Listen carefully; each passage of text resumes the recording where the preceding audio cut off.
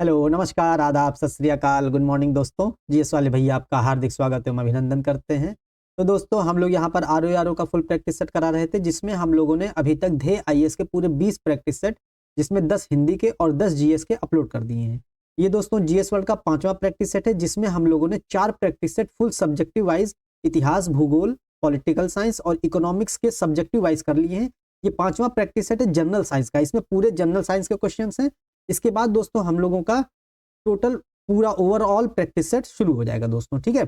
दोस्तों इसके पहले हम लोगों ने अपने 5 प्रैक्टिस सेट और अपलोड कर दिए हैं और उसमें 9 प्रैक्टिस सेट हिंदी के अपलोड कर दिए हैं। तो दोस्तों बहुत सारे मटेरियल आप लोगों के लिए अपलोड कर दिए जा चुके हैं और फुल मैपिंग के साथ अपलोड किए गए हैं जीएस के सेक्शन सारे। चारों ऑप्शन को डिटेल में एक्सप्लेन किया गया है विद मैपिंग के साथ दोस्तों, जो कि आप लोगों के लिए एग्जाम के लिए किसी भी प्रकार का एग्जाम दें, पीसीएस का दें, आरओ का दें, पुलिस का दें, एसएससी का दें, कांस्टेबल का दें या सुपर टेट टीचिंग का, लेखपाल वीडियो, किसी भी प्रकार का वनडे एग्जाम आपको देना है, काफी हेल्पफुल होगा उसके लिए, क्योंकि उसका एक्सप्लेनेशन ही इसी प्रकार से किया गया है दोस्तों। तो दोस्तों आप लोगों के लिए वो सारी वीडियो बहुत मस्ट हो जाती है देखना। अब हम लोग अपने सेक्शन को शुरू करते हैं। पहला क्वेश्चन है, सूची 1 सूची 2 को मिलान करना है, अनुसंधान केंद्र है और ये उनके स्थान है दोस्तों। पहला है इंदिरा गांधी परमाणु अनुसंधान केंद्र, कहां पर है? इंदिरा गांधी परमाणु अनुसंधान केंद्र कलपक्कम में है। कलपक्कम कहां पर है? तमिलनाडु में है, ठीक है, तमिलनाडु के चेन्नई के पास में है, ठीक है। तो पहले का 3 हो जाएगा, तो दोस्तों सी ऑप्शन इसका सही हो जाएगा। और इसमें सबसे आसान जो था भाभा परमाणु अनुसंधान केंद्र, हम लोगों को पता होगा बार्ग कहां है, बार्ग कहां है? मुंबई में है। तो तीसरे का पहला हो जाता, तो इस हिसाब से भी हम लोग सी ऑप्शन लगा सकते थे। परमाणु खनिज अनुसंधान, परमाणु खनिज निदेशालय कहां पर है? ये हैदराबाद में है। और राजा रमन्ना उन्नत प्रौद्योगिकी केंद्र कहां पर है? इंदौर में है दोस्तों, ठीक है, ये हो जाता है। सेकंड क्वेश्चन है, निम्नलिखित युग्मों में से कौन सा एक सही सुमेलित नहीं है? क्वेश्चन को बहुत ढंग से पढ़ना है, ठीक है। राजकीय जैन संग्रहालय मथुरा में है, ये हम लोगों को नहीं पता होगा तो भी हम अंदाजा लगा सकते हैं कि जैन से संबंधित चीजें मथुरा वगैरह में होती हैं दोस्तों, हम लोगों ने इतिहास वगैरह में भी पढ़ा होगा। मोतीलाल नेहरू बाल संग्रहालय ये लखनऊ में है, ये सही है स्टेटमेंट, मतलब मिलान सही है। यहां से हम लोग कंफ्यूज हो सकते हैं मोतीलाल नेहरू से कि ये प्रयागराज में हो सकता है, लेकिन ये चीज पहले के प्रैक्टिस सेट में जब हमने अपना खुद का प्रैक्टिस सेट अपलोड किया था, ये क्वेश्चन ये वाला मिलान करना उसमें भी था, तो हमने वहां पर भी बताया था ये चीज कि मोतीलाल नेहरू बाल संग्रहालय दोस्तों ध्यान दीजिएगा लखनऊ में है, ठीक है। बुंदेलखंड छत्रसाल संग्रहालय ये औरैया में नहीं है, बुंदेलखंड से हम लोग अंदाजा लगा सकते हैं कि ये औरैया में नहीं होगा। ये कहां पर है वैसे? ये वैसे बांदा में है, ठीक है, ये हो गया। और भारत कला, तो यही इसका आंसर हो जाए क्योंकि गलत पूछा है। भारत कला भवन संग्रहालय बनारस में है, ये सही सुमेलित है, ठीक है। थर्ड, उत्तर प्रदेश राज्य में जैविक खेती हेतु मॉडल के रूप में चयनित जिला कौन सा है? तो हमीरपुर चयनित जिला है, बी ऑप्शन इसका सही हो जाएगा। चौथा है, उत्तर प्रदेश की मंडियों में ई ऑक्शन या ई व्यापार प्रणाली कब से शुरू की गई? मार्च 2016 से शुरू की गई। हमको ध्यान देना है, ई नाम प्रणाली जो है केंद्र सरकार ने जो भी 2016 में शुरू की, हालांकि 2016 वाला ये ई नाम बाद में आया था, ठीक है। ये भारत वाला, ये उत्तर प्रदेश का जो ई ऑक्शन प्रणाली था ये मार्च 2016 में ही आ गया था, ठीक है। पांचवा है, निम्नलिखित युग्मों में से कौन सा एक सही सुमेलित नहीं है बताना है। उत्तर प्रदेश प्रशासन एवं प्रबंधन अकादमी लखनऊ में है, सही सुमेलित है। नेशनल एकेडमी ऑफ साइंसेज ये हरदोई में नहीं है, ये इलाहाबाद में है, ठीक है। National academy of sciences Allahabad या प्रयागराज में है, ठीक है, तो ये गलत हो जाएगा और यही आंसर इसका हो जाएगा। चौधरी चरण सिंह बाढ़ शोध केंद्र मेरठ में, हम लोग इसको गेस कर सकते हैं कि ये मेरठ में ही होगा, क्योंकि चौधरी चरण सिंह जो है बागपत साइड से ही थे, उधर ही साइड से थे, पश्चिम साइड से ही थे। वन अनुसंधान केंद्र कानपुर में है, ये इंपॉर्टेंट है, ध्यान रखना, ये भी सही सुमेलित है। तो इसमें national academy of sciences Hardoi में ना होकर के प्रयागराज में है, ठीक है। सिक्स्थ क्वेश्चन है, क्षेत्रफल की दृष्टि से उत्तर प्रदेश का सर्वाधिक क्षेत्रफल वाला जिला कौन सा है? मतलब क्षेत्रफल में जो सबसे बड़ा जिला है वो लखीमपुर खीरी है दोस्तों, ठीक है। यहां से हम लोग देखते हैं ये लखीमपुर खीरी है, क्षेत्रफल के अनुसार सबसे बड़ा जिला है, पहले नंबर पे है, और दूसरे नंबर पे सोनभद्र है। हम लोग पहले के सेक्शन में भी ये चीज पढ़ चुके हैं, ठीक है, ये सोनभद्र हो जाएगा। उसके बाद हम लोगों ने देखा था कि अच्छा क्षेत्रफल के अनुसार सबसे छोटा जिला ये देखिए यहाँ पर भदोही है, इसी को संत रविदास नगर कहा जाता है, ठीक है, इंपॉर्टेंट है, ध्यान देना है, ठीक। अब आ जाता है अगला क्वेश्चन, 7वां है, निम्नलिखित युग्मों में से कौन सा एक सही सुमेलित नहीं है बताना है। तो हरुआ नृत्य पूर्वांचल में है, सही सुमेलित है। जोगनी नृत्य अवध क्षेत्र में है, ये भी सही सुमेलित है। ढेडिया नृत्य ब्रज क्षेत्र में नहीं है, ढेडिया नृत्य अवध क्षेत्र में है। ब्रज क्षेत्र कहां पड़ जाता है? पश्चिम में, अवध क्षेत्र में है ये, ठीक है, तो ये गलत हो जाएगा और गलत पूछा है तो यही आंसर है। शैला या शैरा नृत्य दोस्तों सोनभद्र में है, ठीक है। 8वां है उत्तर प्रदेश में गंगा यमुना का मैदान को निम्नलिखित में से कितने उप विभागों में बांटा गया है? तो 3 उप विभागों में बांटा गया है, उत्तरी का मैदान, मध्य मैदान और पूर्वी मैदान दोस्तों, ठीक है, ये चीज ध्यान देना है। 9th है निम्नलिखित युग्मों में से कौन सा एक सही सुमेलित नहीं है? ठीक, कीठम सूर सरोवर हम लोग पढ़ चुके हैं, आगरा में, पूरा फुल डिटेलिंग के साथ इसको पढ़ाएं पिछले के प्रैक्टिस सेट में। सुरहा ताल बलिया में है, सही है। गौर झील रामपुर में है, सही है। करेला झील सहारनपुर में नहीं है, यही आंसर हो जाएगा। करेला झील लखनऊ में है, ठीक है, ध्यान रखना है, करेला झील लखनऊ में है। 10वां क्वेश्चन है उत्तर प्रदेश का प्रशासनिक इकाइयों का कौन सा युग्म निम्नलिखित में से सही सुमेलित नहीं बताना है? ठीक है, मंडल 18 मंडल है, जिलों की संख्या 75 है, सही है।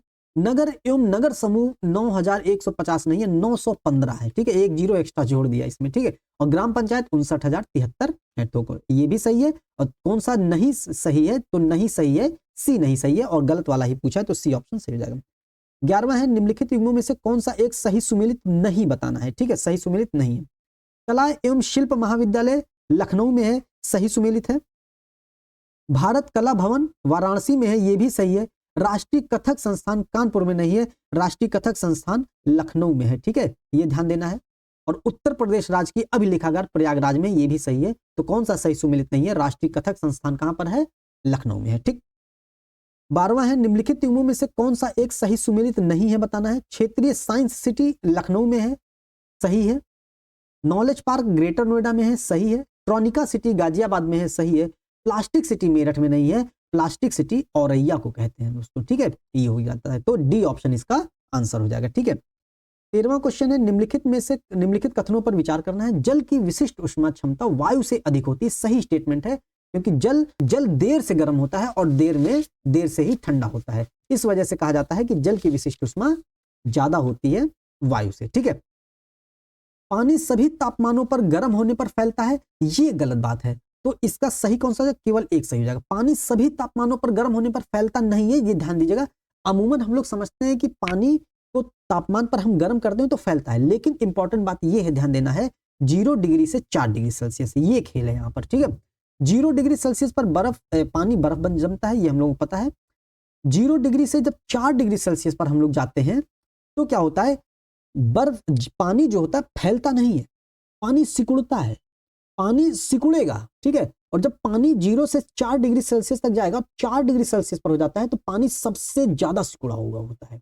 और जब कोई चीज सबसे ज्यादा सिकुड़ी हुई होती है तो उसके अणुओं का घनत्व सबसे ज्यादा होता है, क्योंकि घनत्व क्या होता है? एक एक एक किसी विशिष्ट क्षेत्रफल में उसके अणुओं की संख्या होती है। तो जब चीजें एकदम सिकुड़ जाएंगी तो उसके अणु पास पास हो जाएंगे, तो मतलब उस क्षेत्रफल में अणु बहुत ज्यादा हो जाएंगे। तो मतलब जब 4 डिग्री सेल्सियस पर उस जल का घनत्व सबसे ज्यादा होता है, और जब कोई चीज सबसे ज्यादा सिकुड़ जाती है तो उसका आयतन कम हो जाता है। तो यहां से ये ध्यान देना है, 4 डिग्री सेल्सियस पर जल का घनत्व सबसे ज्यादा होता है और आयतन सबसे कम होता है, ठीक।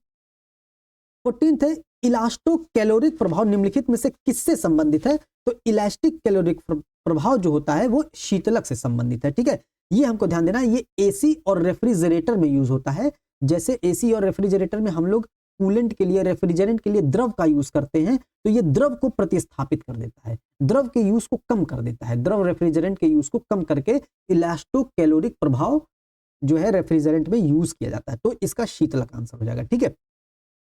15वां है निम्नलिखित में से कौन सा इंद्रधनुष के बनने का कारण है? तो इंद्रधनुष के बनने का कारण प्रतिबिंब भी है, अपवर्तन भी है, फैलाव भी है, तो उपर्युक्त सभी तीनों आंसर इसका सही हो जाएगा दोस्तों, ठीक है। इसको हम लोग थोड़ा सा देख लेते हैं दोस्तों, इंद्रधनुष होता क्या है। तो हम लोग इंद्रधनुष के बारे में देखते हैं। इंद्रधनुष क्या होता है? इंद्रधनुष में परावर्तन भी होता है, पूर्ण आंतरिक परावर्तन भी होता है और अपवर्तन भी होता है, और इसके द्वारा वर्ण विक्षेपण का ये सबसे अच्छा उदाहरण इंद्रधनुष होता है, ठीक है। और इंद्रधनुष क्या होता है? इंद्रधनुष पर जब जल की बूंदों पर जब सूर्य की रोशनी पड़ती है तो उससे प्रकाश का क्या होता है? परावर्तन भी होता है, पूर्ण आंतरिक परावर्तन भी होता है और वर्ण और अपवर्तन भी होता है, जिसके कारण क्या होता है? उसका विक्षेपण होता है, फैलाव होता है, ठीक है। ये ध्यान देना, बहुत इंपॉर्टेंट पूछा जाता है। इंद्रधनुष 2 प्रकार का होता है, एक प्राथमिक इंद्रधनुष, एक द्वितीयक इंद्रधनुष। इससे भी इंपॉर्टेंट आ जाता है कि प्राथमिक इंद्रधनुष होता क्या है। अभी हम लोगों ने देखा कि परावर्तन होता है और अपवर्तन होता है। तो प्राथमिक इंद्रधनुष में सूर्य की किरणों का अपवर्तन 2 बार होगा और परावर्तन 1 बार होगा, मतलब 2 बार अपवर्तन होगा और 1 बार परावर्तन होगा। 2 ही खेल है दोस्तों अपवर्तन का और परावर्तन का। जो प्राथमिक इंद्रधनुष है हम लोग देखते हैं परावर्तन उसमें 1 बार होगा। पहले इंद्रधनुष में ये ध्यान दे लें 1 बार परावर्तन होगा और 2 बार अपवर्तन होगा, ठीक है, ये चीज ध्यान देना है। और उसके बाद आ जाता है तो प्राथमिक इंद्रधनुष का निर्माण हो जाता है इससे, ठीक है। और प्राथमिक इंद्रधनुष में हम लोग देखते हैं विबग्योर होता है, विबग्योर होता है ना, तो वी सबसे शुरुआत में होता है और आर सबसे आखिरी में होता है, ठीक है। ये देखते हैं जो प्राथमिक इंद्रधनुष होता है उसमें लाल रंग देखिए बाहर की ओर है, लाल रंग तो बाहर की ओर है, और ये जो वी है विबग्योर ये अंदर की ओर है कि नहीं। तो जब विबग्योर हम लोग ऐसे लिखते हैं विबग्योर, तो वी अंदर की तरफ है और आर बाहर की तरफ है। तो हम लोग यहां से ये थोड़ा सा रिलेट कर सकते हैं कि जो प्राथमिक इंद्रधनुष में वी जो होता है बैगनी कलर जो होता है वो अंदर की तरफ होता है और लाल कलर जो होता है बाहर की तरफ, ठीक है। तो प्राथमिक इंद्रधनुष में बस इतनी सी बात को ध्यान रखना है। आ जाता है द्वितीयक इंद्रधनुष। अब जैसे उसमें हमने देखा था अपवर्तन और परावर्तन। अब परावर्तन तो 1 बार होता है, अपवर्तन 2 बार होता है प्राथमिक इंद्रधनुष में, लेकिन द्वितीयक इंद्रधनुष में 2 बार अपवर्तन होगा और 2 बार परावर्तन होगा, ठीक है। 2 बार अपवर्तन 2 बार परावर्तन। तो यहां से रिलेट करके हम द्वितीयक इंद्रधनुष है तो 2 बार सब होगा और प्राथमिक इंद्रधनुष में 1 बार केवल परावर्तन होगा, ठीक है, ये ध्यान देना है। और ये जो बैगनी कलर है और जो लाल कलर है इसको उल्टा कर देंगे, तो द्वितीयक इंद्रधनुष में अंदर की तरफ लाल रंग हो जाएगा और बाहर की तरफ बैगनी कलर हो जाएगा, ठीक है, ये चीज ध्यान देना है। और इंद्रधनुष जो बनता है हमको ये ध्यान देना है। अच्छा, जब इंद्रधनुष बनता है ये भी क्वेश्चन पूछा जाता है कि अगर दिन के समय में इंद्रधनुष बन रहा है, सुबह के समय में इंद्रधनुष बन रहा है, तो वो किस दिशा में बनेगा, हमको किस दिशा में दिखाई देगा। तो पूरा पश्चिम उत्तर दक्षिण ऐसे दिया रहेगा आंसर ऑप्शन। लेकिन दोस्तों ध्यान दीजिएगा बहुत लॉजिकल है।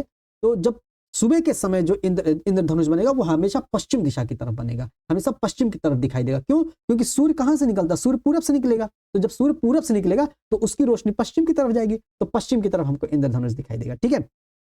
और जब शाम के समय इंद्रधनुष बनेगा तो शाम के समय हमेशा इंद्रधनुष पूरब दिशा में बनेगा, क्योंकि सूर्य पश्चिम में चला जाता है। तो पश्चिम से जब सूर्य की किरण पड़ेगी इंद्रधनुष पर तो हमको इंद्रधनुष दिखाई देगा। तो मतलब सुबह के समय में पश्चिम की तरफ और शाम के समय में पूरब की तरफ इंद्रधनुष बनता है, और दोपहर की तरफ अगर 12 बजे के करीब अगर बनता है इंद्रधनुष तो आपको दिखाई नहीं देता है, ठीक है, ये चीज ध्यान दीजिएगा, ठीक।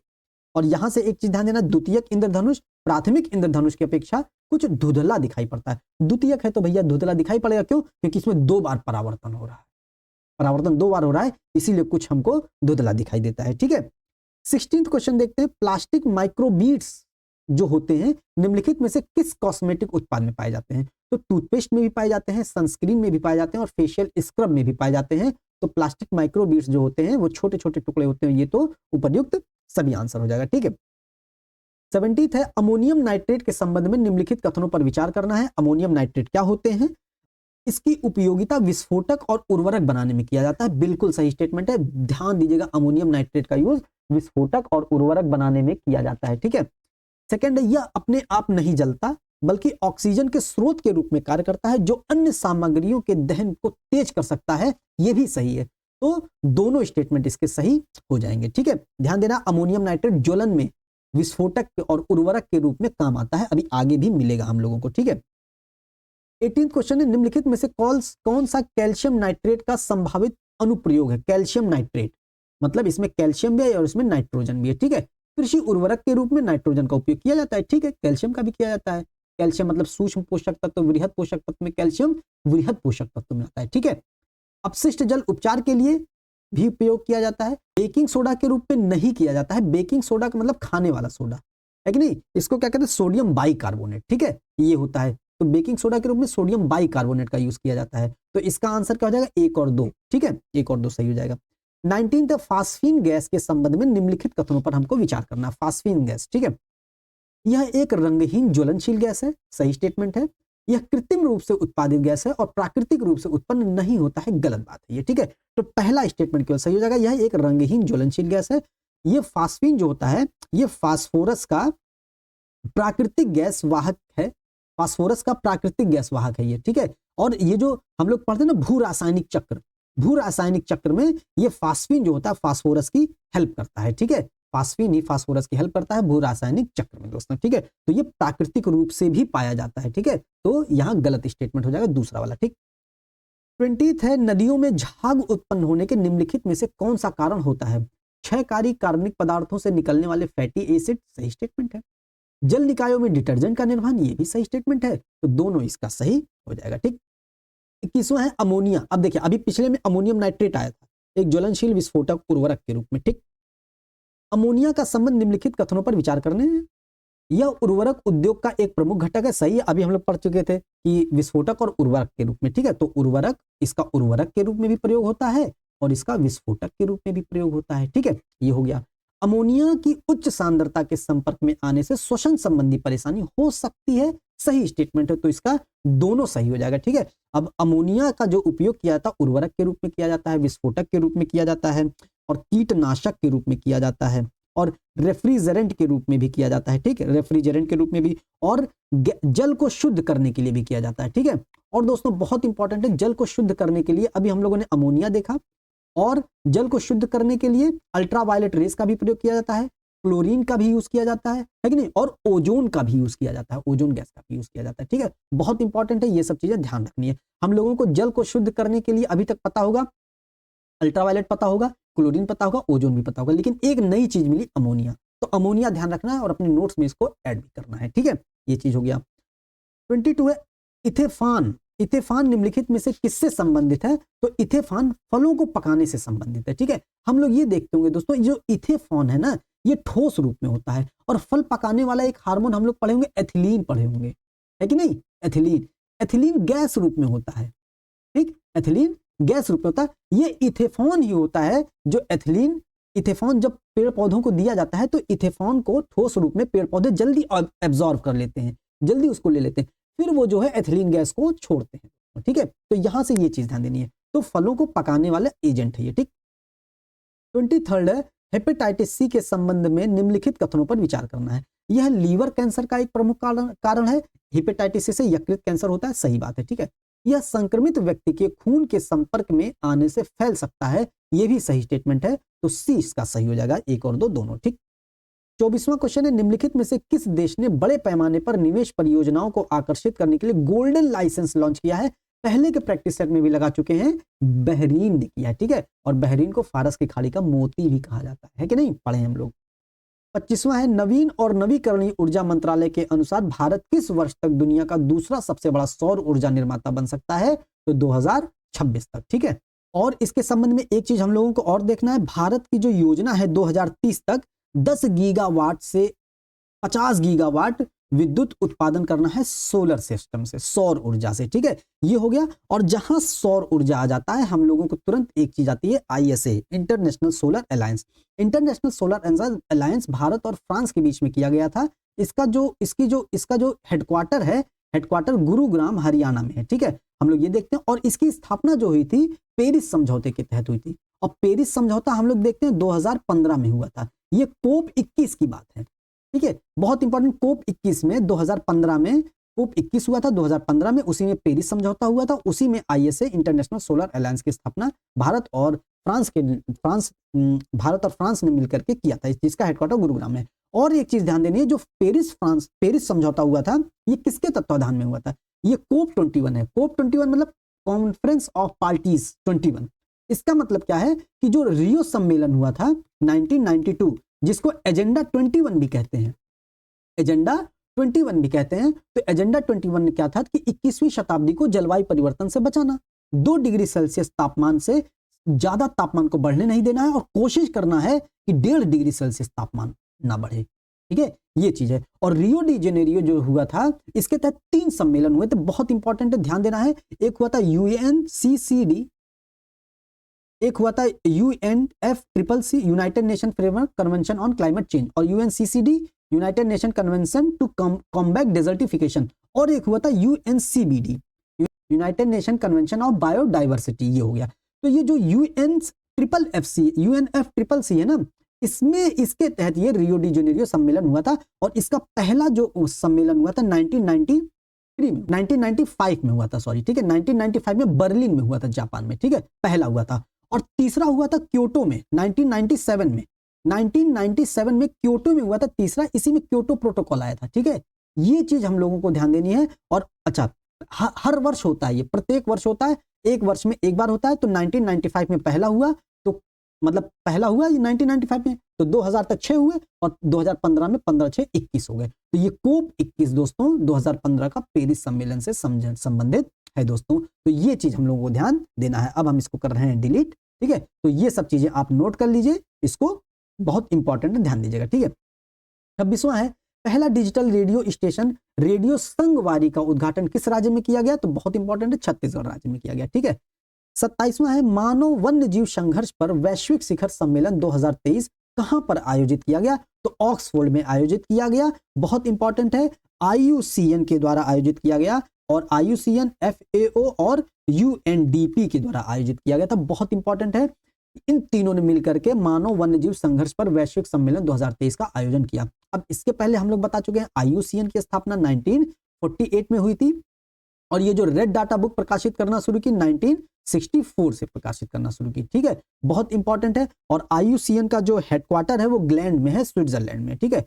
और फूड एंड एग्रीकल्चरल ऑर्गेनाइजेशन, इसकी स्थापना 16 अक्टूबर 1945 में हुई थी, ठीक है। ये ध्यान देना। और इसी 16 अक्टूबर को इसीलिए विश्व खाद्य दिवस मनाया जाता है, क्योंकि खाद्य और कृषि संगठन की स्थापना होती है। और इसका मुख्यालय कहाँ है? इसका मुख्यालय रोम में है, ठीक है। अब आ जाता है UNDP, United Nation development programme. इसकी स्थापना होती है 1965 में दोस्तों, ठीक है। इसका जो मुख्यालय है न्यूयॉर्क में है, इसका मुख्यालय, ठीक। इसका मुख्यालय हम लोगों का न्यूयॉर्क में हो जाता है। और यहां से बहुत चीज ध्यान देनी है, हम लोगों को कंफ्यूजन हो जाता है UNDP और UNEP में। UNEP बहुत इंपॉर्टेंट है, 1972 में इसकी स्थापना होती है, 5 जून 1972। और इसका जो है हेडक्वार्टर कहाँ है? वो नैरोबी में है, ठीक है, केन्या, नैरोबी, ठीक है। ये चीज हम लोगों को ध्यान रखना है। 28 है, निम्नलिखित में से किस राज्य ने शिक्षकों की नियुक्ति के लिए शिक्षा सेवा चयन आयोग स्थापित करने की योजना बनाई? तो इसका है उत्तर प्रदेश ने योजना बनाई, ठीक है। शिक्षा चयन UP शिक्षा सेवा चयन आयोग की स्थापना की जाएगी। इसके तहत क्या होगा? शिक्षकों का चयन किया जाएगा, प्राथमिक विद्यालय के लिए, माध्यमिक विद्यालय के लिए, उच्चतर विद्यालय के लिए और तकनीकी विद्यालयों के लिए। तकनीकी मतलब कॉलेजों के लिए भी शिक्षक भर्ती करेगी ये UP शिक्षा चयन आयोग। और इसके तहत UP टेट की एग्जाम भी कराएगी और UP टेट की परीक्षाएं भी ये आयोजित कराएगी दोस्तों, ठीक है। 29 है, भारतीय वायुसेना ने किस देश के साथ कोप इंडिया युद्ध प्रशिक्षण अभ्यास किया? तो कोप इंडिया अमेरिका के साथ होता है, ठीक है। 30 है, हाल ही में किस राज्य के मिर्चा चावल को GI टैग प्रदान किया गया? तो मिर्चा चावल, बिहार के मिर्चा चावल को GI टैग प्रदान किया गया। बिहार के पश्चिमी चंपारण जिला, ठीक है, जो नेपाल से बॉर्डर लगता है, पश्चिमी चंपारण, ठीक है। और बहुत इंपॉर्टेंट है, पिछली क्लास में भी बताए थे, GI टैग दोस्तों क्या होता है? GI टैग 10 वर्ष के लिए दिया जाता है। GI टैग एक किसी विशिष्ट स्थान के लिए, किसी विशिष्ट स्थान पर, किसी भी स्थान पर उसके विशिष्ट उत्पाद के लिए दिया जाता है, या तो चाहे वो प्राकृतिक हो या मानव निर्मित हो, उसको संरक्षित करने के लिए वहां पर दिया जाता है GI टैग, जो काफी अपने आप में फेमस होता है। और उसकी कुछ वैल्यू होती है, आर्थिक वैल्यू भी होती है या परंपरागत या सांस्कृतिक वैल्यू भी होती है, ठीक है, जो उत्पाद होते हैं, ठीक है। इसको किस लिए दिया जाता है? जैव विविधता के संरक्षण करने के लिए और परंपरागत ज्ञान को साझा करने के लिए, परंपरागत ज्ञान को बनाए रखने के लिए भी GI टैग 10 वर्ष के लिए दिया जाता है। और बहुत इंपॉर्टेंट है, अब GI टैग है तो इसको विश्व में कौन प्रशासित करता है? विश्व में WTO, वर्ल्ड ट्रेड ऑर्गेनाइजेशन मतलब इसको प्रशासित करती है। और भारत में चूंकि ये वाणिज्य से संबंधित है तो वाणिज्य मंत्रालय भारत में करती है, ठीक है। बहुत इंपॉर्टेंट है, ध्यान देना, वाणिज्य मंत्रालय भारत में करती है। और इसके लिए एक एक्ट बना था, geographical indication of goods act 1999 बना था। बहुत इंपॉर्टेंट, ध्यान देना है। और सबसे पहली बार किसे GI टैग मिला था? तो 2004 में मिला था, दार्जिलिंग टी को मिला था, ठीक है। ये सब चीजें इंपॉर्टेंट है, नहीं पता है तो नोट कर लीजिएगा, ठीक है, एग्जाम के लिए मस्ट है ये सब चीजें, ठीक। 31 है, तीसरी इंडिया जस्टिस रिपोर्ट 2022 के अनुसार बड़े राज्यों में कौन सा राज्य शीर्ष पर है? तो जस्टिस रिपोर्ट में कर्नाटक है बड़े राज्यों में शीर्ष पर। कुल बड़े और मध्यम प्रकार के 18 राज्य थे, जिसमें उत्तर प्रदेश को 18वां स्थान मिला था, ठीक है। बहुत इंपॉर्टेंट है, ये भी ध्यान देना है। 32 है, HIV एड्स पर संयुक्त राष्ट्र कार्यक्रम के संयुक्त राष्ट्र सांख्यिकी आयोग नारकोटिक ड्रग्स और कार्यक्रम समन्वय बोर्ड के सदस्य के रूप में किस देश को चुना गया? तो भारत को चुना गया था दोस्तों। HIV लिखा है और एड्स लिखा है। HIV का फुल फॉर्म क्या होता है? Human immuno deficiency virus. और एड्स का फुल फॉर्म क्या होता है? एक्वायर्ड इम्यूनो डिफिशियंसी सिंड्रोम होता है, ठीक है। 33 है, MS धोनी सहित कितने भारतीय क्रिकेटरों को MCC मेलबर्न क्रिकेट क्लब की आजीवन सदस्यता से सम्मानित किया गया? तो 5 क्रिकेटरों को। कौन कौन से हैं? महेंद्र सिंह धोनी है, युवराज सिंह है, सुरेश रैना है और 2 महिला क्रिकेटर हैं, मिताली राज और झूलन गोस्वामी है, ठीक है। 34 है, निम्नलिखित में से किस भारतीय राज्य केंद्र शासित प्रदेश ने पहली महिला सहकारी निधि महिला निधि लॉन्च की है? तो राजस्थान ने लॉन्च की है। ठीक है, 35 हो जाएगा। देश में एप्पल आईफोन निर्माता कंपनी के स्वामित्व वाला पहला स्टोर एप्पल बीकेसी, केबीसी नहीं है, बीकेसी किस शहर को खोलने हेतु समझौता किया गया? तो मुंबई में खोलने हेतु। ठीक है, 36 है, निम्नलिखित में से किस देश को 2023 का फीफा अंडर 17 विश्व कप की मेजबान पद से हटा दिया गया है? तो फीफा से पेरू को हटा दिया गया था। ठीक है, 37 है, निम्नलिखित में से सामान्य नमक क्या होता है? सामान्य नमक सोडियम क्लोराइड होता है, NaCl होता है। ठीक है, ये हो गया।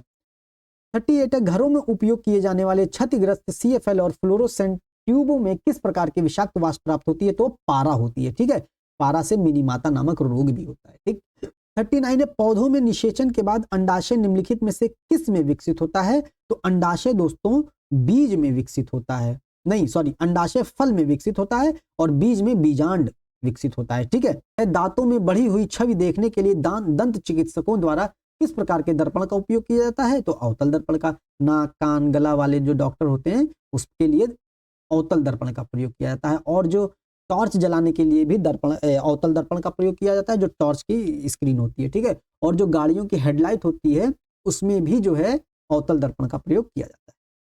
41 है, निम्नलिखित में से कौन सा रोग वायरस के कारण होता है? तो कौन सा रोग वायरस के कारण होता है? इसमें हैजा नहीं होता, हैजा विब्रियो कॉलेरी मतलब बैक्टीरिया के द्वारा होता है। HIV होता है दोस्तों। ठीक है, HIV होता है।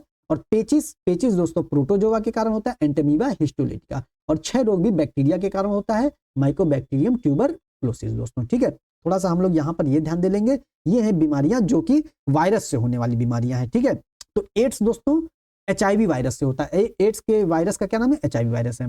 और डेंगू किसके होता है? अरबो वायरस होता है। ठीक है, डेंगू अरबो वायरस से होता है। पोलियो वायरस से होता है। इन्फ्लुएंजा होता है मिक्सो वायरस से। ठीक है, और चेचक होता है वेरियोला वायरस से। छोटी माता चेचक का दूसरा रूप है, छोटी माता होती है वेरिसेला वायरस से। जो चेचक होता है वो वेरियोला वायरस होता है, और जो छोटी माता होती है वेरिसेला वायरस होता है। ठीक है, गलशोथ बीमारी होती है, और खसरा बीमारी होती है एक मोरबिली वायरस से होता है। ठीक है, ये ध्यान देना है। और ट्रैकोमा आंख की बीमारी है।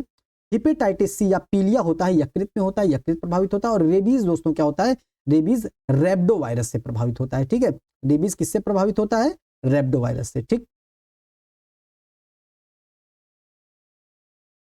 और ये जो मेनिंजाइटिस होता है, मेनिंजाइटिस मस्तिष्क है, इसको भूलने वाली बीमारी भी कहते हैं। हर्पीस त्वचा का रोग होता है जो कि हर्पीस वायरस से होता है। और कोविड-19 सार्स-कोव-2 से होता ही है दोस्तों। ठीक है, ये हो गया। अब हम लोग देख लेते हैं ये जो मलेरिया, ये प्रोटोजोआ से कुछ बीमारी है, प्रोटोजोआ से कुछ होने वाली बीमारी है। मलेरिया में तिल्ली और आरबीसी प्रभावित होता है, जो प्लाज्मोडियम नामक परजीवी से होता है, और मादा एनोफिलीज नामक मच्छर के काटने से होता है। ठीक है, और पायरिया जो दांतों में होता है, मसूड़े में होता है, एंट अमीबा जिंजीविलिस से होता है। ठीक है, ध्यान देना है। सोने की बीमारी मस्तिष्क से संबंधित होती है, ट्रिपेनोसोमा नामक परजीवी होता है, और इसको सीसी मक्खी के काटने से होता है। ठीक है, बहुत इंपॉर्टेंट, ध्यान देना। और पेचिस बता चुके हैं, एंट अमीबा हिस्टोलिटिका से होता है। ठीक है, कालाजार जो अस्थिमज्जा प्रभावित होता है, इसमें लिशमैनिया डोनोवानी होता है। ठीक है, और बालू मक्खी के काटने से होता है। ध्यान रहे, सीसी मक्खी के काटने से सोने की बीमारी हो जाती है, सोना नहीं, गोल्ड नहीं, स्लीपिंग सिकनेस है कि नहीं। और बालू मक्खी के काटने से कालाजार होता है। ठीक है, इंपॉर्टेंट है, ध्यान देना है ये। अब हम लोग देख लेते हैं थोड़ा। अब अगला क्वेश्चन है 42, निम्नलिखित में से वे सूक्ष्म जीव जो मृत जीव जंतुओं को खाद में परिवर्तित करते हैं क्या कहलाते हैं? मृत जीव जंतुओं को खाद में डिकम्पोजर कहलाते हैं, अपघटक कहलाते हैं। ठीक है, 43 आराम कर रहे वयस्क व्यक्ति की नाड़ी की दर सामान्यतः कितने बीट प्रति मिनट होती है? तो 60 से 100 के बीच में होती है। 260 तो बहुत ज्यादा हो गया, 290 हम लोग इसमें अंदाजा लगा सकते थे, 60 से 100 के बीच में। ठीक है, 44 है, जीवित प्राणियों में निषेचन के दौरान नर और मादा युग्मकों का संलयन होकर किस प्रकार की कोशिका का निर्माण होता है? तो जब नर और मादा के युग्मकों का संलयन होता है तो युग्मनज बनता है। ठीक है, बहुत इंपॉर्टेंट है। जैसे नर का शुक्राणु और महिला का जो डिंब होता है और अंडे होते हैं, ये मिलता है तो युग्मनज बनता है। और युग्मनज जब थोड़ा सा विकसित होता है तो भ्रूण बनता है, और भ्रूण कुछ दिनों के बाद बेबी में ट्रांसफर हो जाता है। ठीक है, 45 है, रक्त का थक्का निम्नलिखित में से किन कोशिकाओं की उपस्थिति के कारण बनता है? तो रक्त का थक्का दोस्तों थ्रोम्बोसाइट्स के कारण बनता है। थ्रोम्बोसाइट्स होता है, प्लेटलेट्स कहते हैं इसको। ठीक है, और एरिथ्रियोसाइट्स दोस्तों क्या होता है? एरिथ्रियोसाइट्स आरबीसी होता है। आरबीसी मतलब रेड ब्लड कार्पोसेल्स। रेड का मतलब क्या होता है? लाल। और एरिथ्रियो का मतलब क्या होता है? लाल। एरिथ्रियो का मतलब लाल। हम लोगों ने भूगोल में पढ़ा होगा, इतिहास में पढ़ा होगा, पेरिप्लस ऑफ द एरिथ्रियन सी, है ना। तो एरिथ्रियन सी का मतलब क्या हुआ? लाल सागर। मतलब पेरिप्लस ऑफ द एरिथ्रियन सी, वो लाल सागर के बारे में वर्णन कर रहा है कि लाल सागर से होते हुए हिंद महासागर में व्यापार होता था यूरोप का। ठीक है, तो यहां से ये चीज ध्यान दीजिए दोस्तों, पढ़ने वालों के साथ पढ़ेंगे ना तो सारा सब्जेक्ट ऐसे ही लिंक होगा। सामान्य भैया विज्ञान पढ़ रहे हैं, विज्ञान में हमने किसका लिंक कराया, ज्योग्राफी हिस्ट्री का लिंक कराया है। ठीक है, टीचर से पढ़ेंगे तो ऐसे ही होगा, स्टूडेंट से पढ़िए, है कि नहीं। हम भी चूंकि पढ़ते हैं तो हम भी थोड़ा सा चीजें देखते रहते हैं कि किस चीज को कितनी आसानी से याद कर लिया जाए। अभी हम लोग आपको कोई नहीं बताया होगा ये, ठीक है, तो साइंस के टीचर से पढ़ेंगे साइंस बता के चल देंगे, भूगोल के टीचर से पढ़ेंगे भूगोल बता के चल देंगे, है कि नहीं। तो ये चीजें हैं, कैसे चीजें रिलेट की जाती हैं, ये चीजें समझना होता है। ठीक, अब दोस्तों लिम्फोसाइट और मोनोसाइट दोस्तों ये होता है डब्ल्यूबीसी। डब्ल्यूबीसी मतलब व्हाइट ब्लड कार्पोसेल्स। डब्ल्यूबीसी दो प्रकार के होते हैं, एक ग्रेनुलोसाइट होता है मतलब कणिका में होता है, और एक अग्रेनुलोसाइट मतलब होता है अकणिका में होता है। ठीक है, अग्रेनुलोसाइट का ही ये लिम्फोसाइट और मोनोसाइट होता है। और ये जो मोनोसाइट होता है ये सबसे बड़ी आरबीसी होती है, और लिम्फोसाइट होती है सबसे छोटी आरबीसी होती है। ठीक है, ध्यान देना। और जो ग्रेनुलोसाइट होता है इसमें एसिनोफिल, बेसोफिल और न्यूट्रोफिल होता है। एसिनोफिल नारंगी कलर प्रदान करता है, बेसोफिल ब्लू कलर प्रदान करता है, और न्यूट्रोफिल रंगहीन होता है। ठीक है, ये चीज हमको ध्यान रखना है, बहुत इंपॉर्टेंट। पता है तो ठीक है, नहीं पता है तो नोट कर लीजिए, बहुत इंपॉर्टेंट है। ठीक है, 46 है, बहते पानी में किस प्रकार की ऊर्जा होती है, तो बहते पानी में काइनेटिक ऊर्जा होती है। कहता ये इसीलिए कहा जाता है कि ठहरे हुए पानी में कंकड़ न मार, हलचल सी मच जाएगी। हलचल मतलब उसमें काइनेटिक एनर्जी उत्पन्न हो जाएगी। ठीक है, ये चीज कहना चाह रहा है वो। ठीक, तो यहां से कह रहा है कि बहते पानी में किस प्रकार की ऊर्जा होती है, काइनेटिक ऊर्जा होती है, गतिज ऊर्जा होती है। ठीक है, 47 निम्नलिखित में से कौन सा रेडियोधर्मी प्रदूषण का स्रोत है।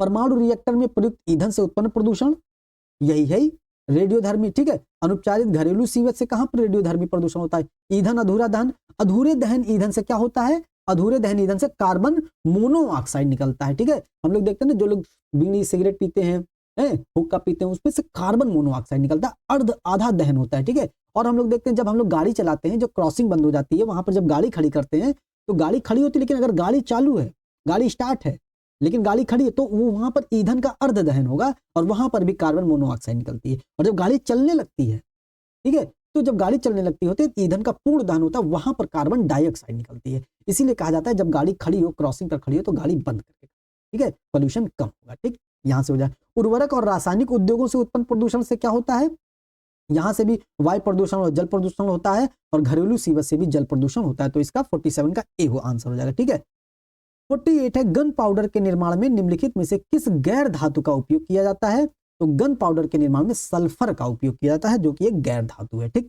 और फास्फोरस का उपयोग किया जाता है। फास्फोरस माचिस की डिब्बी में फास्फोरस होता है, उर्वरक में होता है, और फास्फोरस का उपयोग चूहे मारने की दवा में भी किया जाता है। ठीक है, और नाइट्रोजन का उपयोग उर्वरक के रूप में भी किया जाता है, एनपीके हम पढ़ते हैं। ठीक है, ये सब चीजें हो गई। और क्लोरीन का उपयोग जल को शुद्ध करने में भी किया जाता है। ठीक, और ब्लीचिंग में भी किया जाता है। ठीक है, 49 था दोस्तों, हृदय और फेफड़ों से रक्त के प्रवाह के संबंध में निम्नलिखित में से कौन सा कथन सही है। तो ट्राइस्पिड वाल्व रक्त को दाएं अलिंद से दाएं वेंट्रिकल में प्रवाहित करने की अनुमति देता है। ये सही स्टेटमेंट है दोस्तों, तो यही सही हो जाएगा, तो बाकी सारी चीजें इसमें गलत हो जाएंगी। ठीक है, 50 है, नासा ने अपने चंद्रमा से मंगल कार्यक्रम कार्यालय का प्रमुख निम्नलिखित में से किसे नियुक्त किया है। तो इसमें अमित छत्री को नियुक्त किया है। दोस्तों दिए ध्यान देना है, नासा का जो फुल फॉर्म होता है नेशनल एरोनॉटिक्स स्पेस एजेंसी होता है, और नासा की जो स्थापना की गई थी बहुत इंपॉर्टेंट है, 29 जुलाई को 1958 को की गई थी। बहुत इंपॉर्टेंट है 1958, क्योंकि 1958 को डीआरडीओ की भी स्थापना होती, भारत का defence research and development organisation. और 29 जुलाई इसलिए भी इंपॉर्टेंट है क्योंकि 29 जुलाई को बाघ दिवस मनाया जाता है। ठीक है, ये ध्यान देना है। 51 है, हाल ही में कौन सा देश उत्तरी अटलांटिक संधि संगठन नाटो का 31वां सदस्य बन गया है। तो 31वां सदस्य दोस्तों फिनलैंड बन गया है, आप लोगों को भी पता होगा, पढ़े होंगे।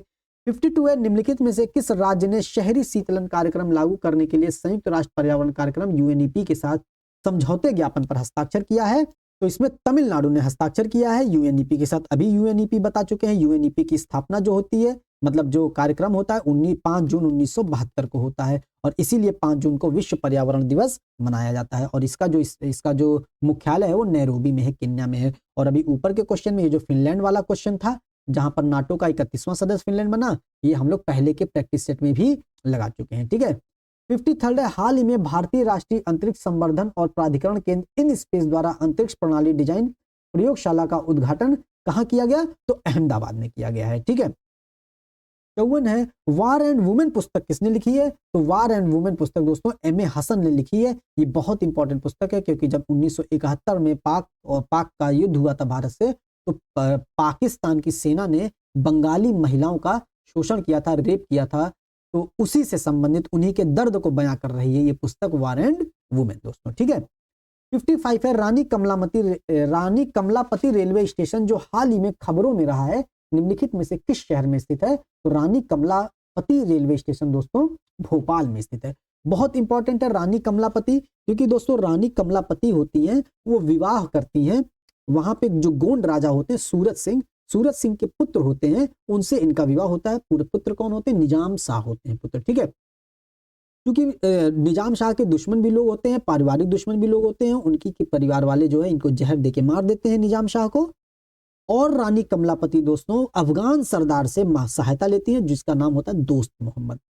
यहां पर यह ध्यान देने वाली चीज है कि अफगान सरदार दोस्त मोहम्मद से ये कमलापति सहायता मांगती हैं। ठीक है, सहायता देते हैं। और दोस्तों इनके नाम पे जो है भोपाल में रेलवे स्टेशन बनाया जा रहा है। दोस्तों हम लोगों की ये बुरी बात नहीं है, बहुत अच्छी बात है, लेकिन हम लोगों ने इतिहास को थोड़ा गलत तरीके से पढ़ा है। हम लोग पहले के सेशन में पढ़ चुके हैं, पहले के प्रैक्टिस सेट में लगाए हैं, क्योंकि उसमें क्या था कि किस विद्वान ने कहा है कि भारत का जो इतिहास लिखा गया है उसमें दक्षिण भारत को निग्लेक्ट करके लिखा गया है।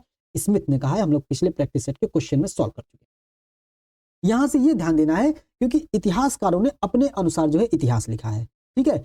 अब हम लोग पढ़ते हैं कि राजा जयचंद को देशद्रोह कहा जाता है क्योंकि उसने गोरी का साथ दिया था, गोरी से मदद मांगी थी। और मदद किस लिए मांगी थी? क्योंकि उसकी पुत्री संयोगिता का अपहरण करके पृथ्वीराज चौहान ने विवाह किया। दोस्तों आप लोग सोचिए कि यदि किसी की पुत्री को, किसी की बहन को, किसी भी रिलेशन को अगर अपहरण करके उसके साथ जबरदस्ती विवाह किया जाएगा तो वह व्यक्ति क्या करेगा? ना तो उस समय राष्ट्र की अवधारणा थी, ना तो उस समय किसी राज्य की अवधारणा थी। सब लोग हजारों राष्ट्रों में ये पूरा बटा हुआ था। एक राजा दूसरे राज्य पर आक्रमण करता था जीतने के लिए, कोई राष्ट्र का भाव नहीं था। तो उसको देशद्रोह कहना दोस्तों यहाँ पर थोड़ी सी बेईमानी होगी। ठीक है, यहाँ पे ये चीज समझनी। और जब राजा आम्भी को भी जो है कहा जाता है कि वो भी गद्दार थे, वो भी जो पहले देशद्रोही थे। तो जब देश का भाव होगा, राष्ट्र का भाव होगा, तभी तो राष्ट्रद्रोह होगा। जब ऐसा कोई भाव ही नहीं होगा तो राष्ट्रद्रोह कहां से होगा? और यहां पर भी क्योंकि हम कहते हैं ना कि इतिहासकारों ने अपने हिसाब से इतिहास लिखा, यहां पर इनको कुछ नहीं कहा गया क्योंकि इन्होंने सहायता मांगी। और इन इतिहासकारों की नजर में ये ठीक है। और इतिहासकारों की नजर में पृथ्वीराज चौहान जो है तो काफी बढ़ चढ़ के राजा थे, काफी सम्मानित राजा थे। तो उनके खिलाफ जो गया उसको उन्होंने क्या कह दिया कि वो देशद्रोह है। तो दोस्तों हम लोग अपने आप को उस स्थान पर रख के देख सकते हैं कि अगर किसी के लड़की के साथ, किसी की पुत्री के साथ, बहन के साथ अगर कोई जबरदस्ती विवाह करेगा अपहरण करके, तो वो क्या करेगा उस समय। और उस समय अगर राष्ट्र की अवधारणा ऐसी नहीं थी दोस्तों। ठीक है, हालांकि ये कोई गलत बात नहीं, यहाँ पर इन्होंने जो है एकदम रानी कमलापति रेलवे स्टेशन नाम लिखा गया है, तो ये चीज सही है। लेकिन इतिहास गलत तरीके से लिखा गया है। इतिहास में जो है क्या कहा गया है, महिलाओं को निगलेक्ट किया गया है। इतिहास बड़े वर्गों को, कुलीन लोगों को, राजाओं को ध्यान में रख करके, महाराजाओं को ध्यान में रख करके इतिहास लिखा गया है, ना कि आम जनता को ध्यान में रख करके लिखा गया है। सिर्फ और सिर्फ उत्तर भारत और बड़े बड़े राजाओं को ध्यान में रख के लिखा गया है। उसमें बड़े बड़े घर की, बड़े बड़े राजाओं की, महारानियों को भी निगलेक्ट किया गया है। ठीक है, ये भी ध्यान देना। ये नहीं कि केवल समाज के गरीब वर्गों को, समाज के निम्न वर्गों को, कृषक को, मजदूर को ही नेग्लेक्ट किया गया है, वहां की महिलाओं को नेग्लेक्ट किया गया, बड़े घर की महिलाओं को भी नेग्लेक्ट किया गया। ठीक है, तो महिलाओं को तो दोयम दर्जे का समझा ही गया है आज तक। ठीक है, तो ये चीजें हम लोगों को ध्यान देनी है। ठीक, रानी कमलापति रेलवे स्टेशन कहां पर है? भोपाल में। ठीक है, 56 आ जाता है, विसरण की प्रक्रिया में ठोस, तरल या गैस के अणु किस क्षेत्र से गति करते हैं? तो किस क्षेत्र से गति करते हैं? तो उच्च सांद्रता से निम्न सांद्रता की ओर गति करते हैं। ठीक है, ध्यान देना है, अर्धपारगम्य झिल्ली के माध्यम से। ठीक, इसको इंग्लिश में ओस्मोसिस भी कहते हैं। ठीक है, 57 है, निम्नलिखित में से कौन से पौधों में मौजूद सूक्ष्म पोषक तत्व होते हैं? अभी ऊपर पढ़ चुके थे, सूक्ष्म पोषक तत्व और वृहद पोषक तत्व। अच्छा, वृहद पोषक, नाइट्रोजन तो होगा नहीं भैया, नाइट्रोजन तो वृहद पोषक तत्व आ जाएगा, तो ये कैंसिल हो गया। ठीक है, नाइट्रोजन हो गया, तो क्या हो जाएगा? जिंक, तांबा, बोरान, ये 2 3 4 हो जाएंगे बी। चूंकि मैग्नीशियम भी वृहद पोषक तत्व आता है तो 5 नहीं होगा, तो 2 3 4 सही हो जाएगा। अब हम लोग देखते हैं वृहद पोषक तत्व और सूक्ष्म पोषक तत्व जो कि पौधों के लिए बहुत आवश्यक होते हैं। वृहद पोषक तत्व में हम लोग देखते हैं एनपीके, नाइट्रोजन, फास्फोरस, पोटाश। ठीक है, ये हो गया। उसके बाद आ जाता है कैल्शियम, उसके बाद आ जाता है मैग्नीशियम, उसके बाद ऑक्सीजन, कार्बन, हाइड्रोजन, ये सब चीजें होती हैं जो बड़े बड़े तत्व होते हैं। हम लोग देखते हैं ना, बड़े बड़े तत्व हैं ये सब। ठीक है, एनपीके हो गया, नाइट्रोजन हो गया, फास्फोरस हो गया, पोटाश हो गया, कैल्शियम हो गया, ऑक्सीजन हो गया, हाइड्रोजन हो गया, नाइट्रोजन हो गया, मैग्नीशियम हो गया, ये सब बड़े बड़े तत्व हैं, है कि नहीं, मतलब महत्वपूर्ण तत्व हम लोग पढ़ते हैं। तो ये लोग वृहद पोषक तत्व में आ गए। अच्छा, सूक्ष्म पोषक तत्व में यहाँ पर मैग्नीशियम है, ध्यान दीजिएगा, और यहाँ पर मैग्नीज आ जाता है सूक्ष्म पोषक तत्व में, ठीक है, ध्यान दीजिएगा। जिंक हो गया, तांबा हो गया, बोरान हो गया, मॉलिब्डेनम हो गया, ये सब किस में आ जाएंगे, क्लोरीन हो गया, क्लोरीन भी होता है, ये सब किस में आ जाते हैं, सूक्ष्म पोषक तत्व। बहुत इंपॉर्टेंट, ध्यान देना, ठीक। 58 है, निम्नलिखित कथनों पर विचार करना है। अस्थिमज्जा में रक्त प्लेटलेट्स का निर्माण नहीं होता, गलत बात है, अस्थिमज्जा में ही रक्त प्लेटलेट्स का निर्माण होता है, ठीक है, थ्रोम्बोसाइट्स जिसको कहते हैं। मनुष्य में परिपक्व आरबीसी में केंद्रक नहीं होता है, सही बात है कि परिपक्व आरबीसी में केंद्रक नहीं होता है, इसका मतलब जो अपरिपक्व आरबीसी होता है उसमें केंद्रक होता है, बहुत इंपॉर्टेंट है, ठीक है। और ऊंट और लामा ऐसा जानवर है जिसके आरबीसी में केंद्रक होता है, ये भी बहुत इंपॉर्टेंट, ध्यान दीजिए। हम ल्यूकोसाइट्स शरीर की बीमारियों से बचाते हैं, सही बात है, ल्यूकोसाइट्स अभी ऊपर बता चुके हैं, आरबीसी का नाम है, अरे सॉरी डब्ल्यूबीसी का नाम है, आरबीसी का इरिथ्रियोसाइट है, ठीक है, ध्यान देना है। तो ल्यूकोसाइट शरीर को बीमारी से बचाते हैं, सही है, तो दूसरा और तीसरा बी ऑप्शन इसका सही हो जाएगा, ठीक। लेकिन पूछा है कौन सा गलत होगा, बहुत ध्यान से हम लोगों को क्वेश्चन करना है, कौन सा गलत होगा, तो केवल सी, मतलब केवल एक गलत होगा, ठीक है, ध्यान देना है, ठीक। 59 है, मस्तिष्क का कौन सा भाग शरीर के तापमान को नियंत्रित करता, पहले भी प्रैक्टिस सेट में लगा चुके हैं, तापमान मतलब थैलमस मतलब हाइपोथैलेमस, ठीक है, ये हो जाता है। और मस्तिष्क के दोस्तों 3 भाग होते हैं, अग्र मस्तिष्क, पश्च मस्तिष्क और मध्य मस्तिष्क। अग्र मस्तिष्क में दोस्तों हम लोगों का हाइपोथैलेमस सेरिब्रम पाया जाता है, ठीक है, हाइपोथैलेमस जो कि हमारे शरीर के तापमान को नियंत्रित करता है, और सेरिब्रम और सेरिबेलम अंतर है, सेरिबेलम ये पश्च मस्तिष्क का हिस्सा है और ये शरीर के बैलेंस को बनाने के काम आता है, ठीक है।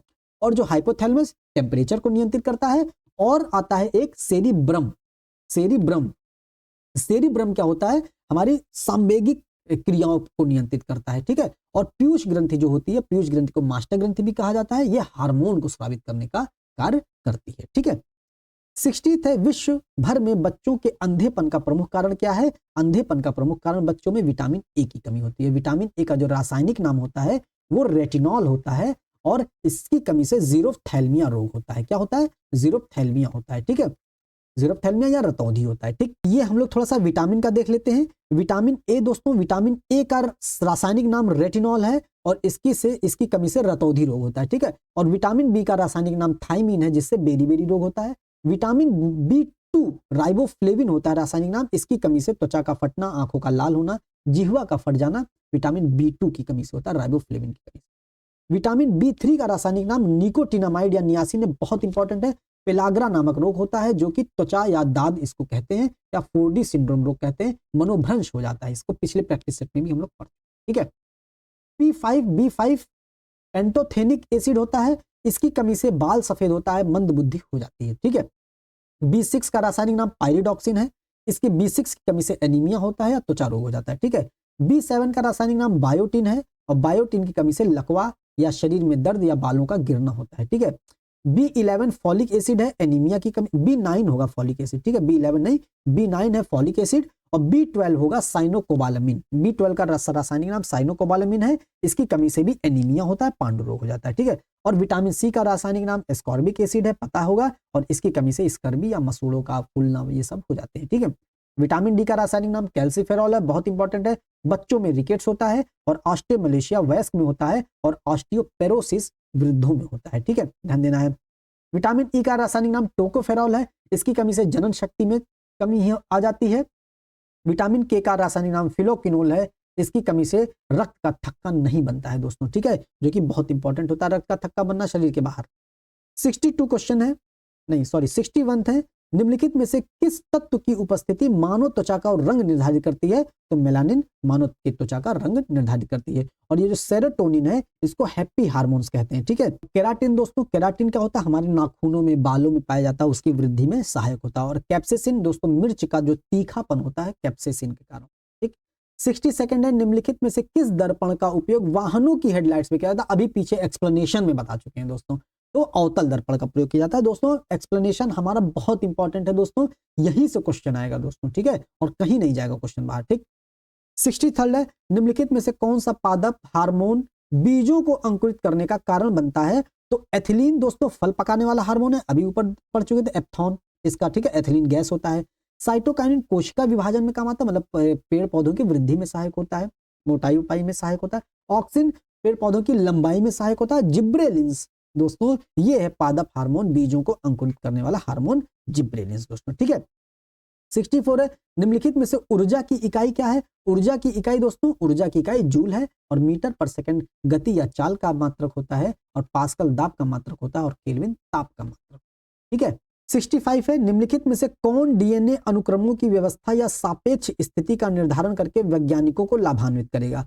डीएनए अनुक्रम दोस्तों होता है ए, जैसे एडेनिन, थाइमिन, ग्वानिन, साइटोसिन, ये एटीजीसी होता है, ये क्षार होते हैं डीएनए के, ठीक है। तो ये इन्हीं का क्रम ऐसे ही होना चाहिए, ठीक। ये क्षार होते हैं, एडेनिन, थाइमिन, ग्वानिन, साइटोसिन, इनका क्रम यही होना चाहिए। यही होता है डीएनए अनुक्रम, यही अनुक्रम होता है डीएनए। इसी से क्या होता है, बीमारियों का पता लगाया जाता है। तो मनुष्य की सभी बीमारियों के कारणों का समझना आसान होगा, सही बात है। अगर इसके क्रम में मान लीजिए ATGC है, ATCG हो गया, या इसी का क्रम उल्टा सीधा होगा तो बीमारियां फैलती हैं।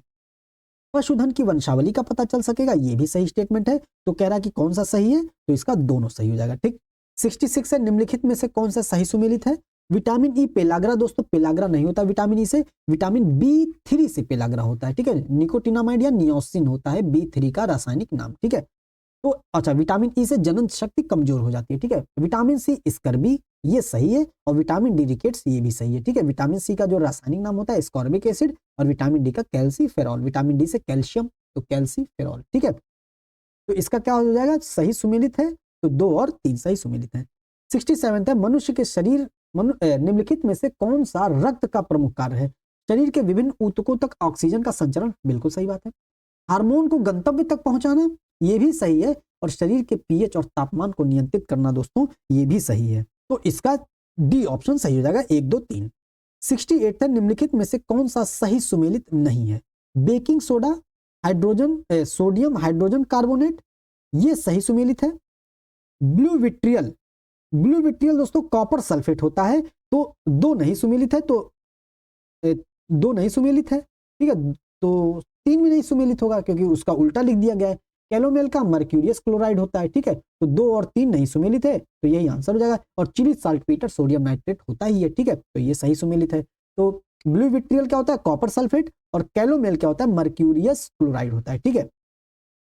69 तक गुरुत्वाकर्षण के विपरीत ऊंचाई पर संकीर्ण ट्यूबों के माध्यम से तरल पदार्थों की गति को क्या कहा जाता है? गुरुत्वाकर्षण ऐसे है तो ऊपर कोई चीज चढ़ती है तो इसको जो दोस्तों केशिकत्व कहा जाता है, कैपिलरिटी कहा जाता है, ठीक है। ना कि बर्नौली सिद्धांत, ना कि स्टोक का नियम। बर्नौली सिद्धांत बताता है दोस्तों द्रव की गति जैसे बढ़ती है तो दाब कम होता है दोस्तों, ठीक है। थोड़ा सा हम लोग केशिकत्व को पढ़ लेते हैं। केश क्या लिखा है, केश नली में, जैसे मान लीजिए केश नली है कोई, तो केश नली में द्रव के ऊपर चढ़ने या नीचे दबने की घटना को केशिकत्व कहते हैं। द्रव के केश नली में ऊपर चढ़ने अथवा नीचे गिरने के कारण क्या होता है, पृष्ठ तनाव होता है दोस्तों, ठीक है। अब केशिकत्व के कुछ उदाहरण देख लेते हैं, बहुत इंपॉर्टेंट है, एग्जाम में पूछा जाता है।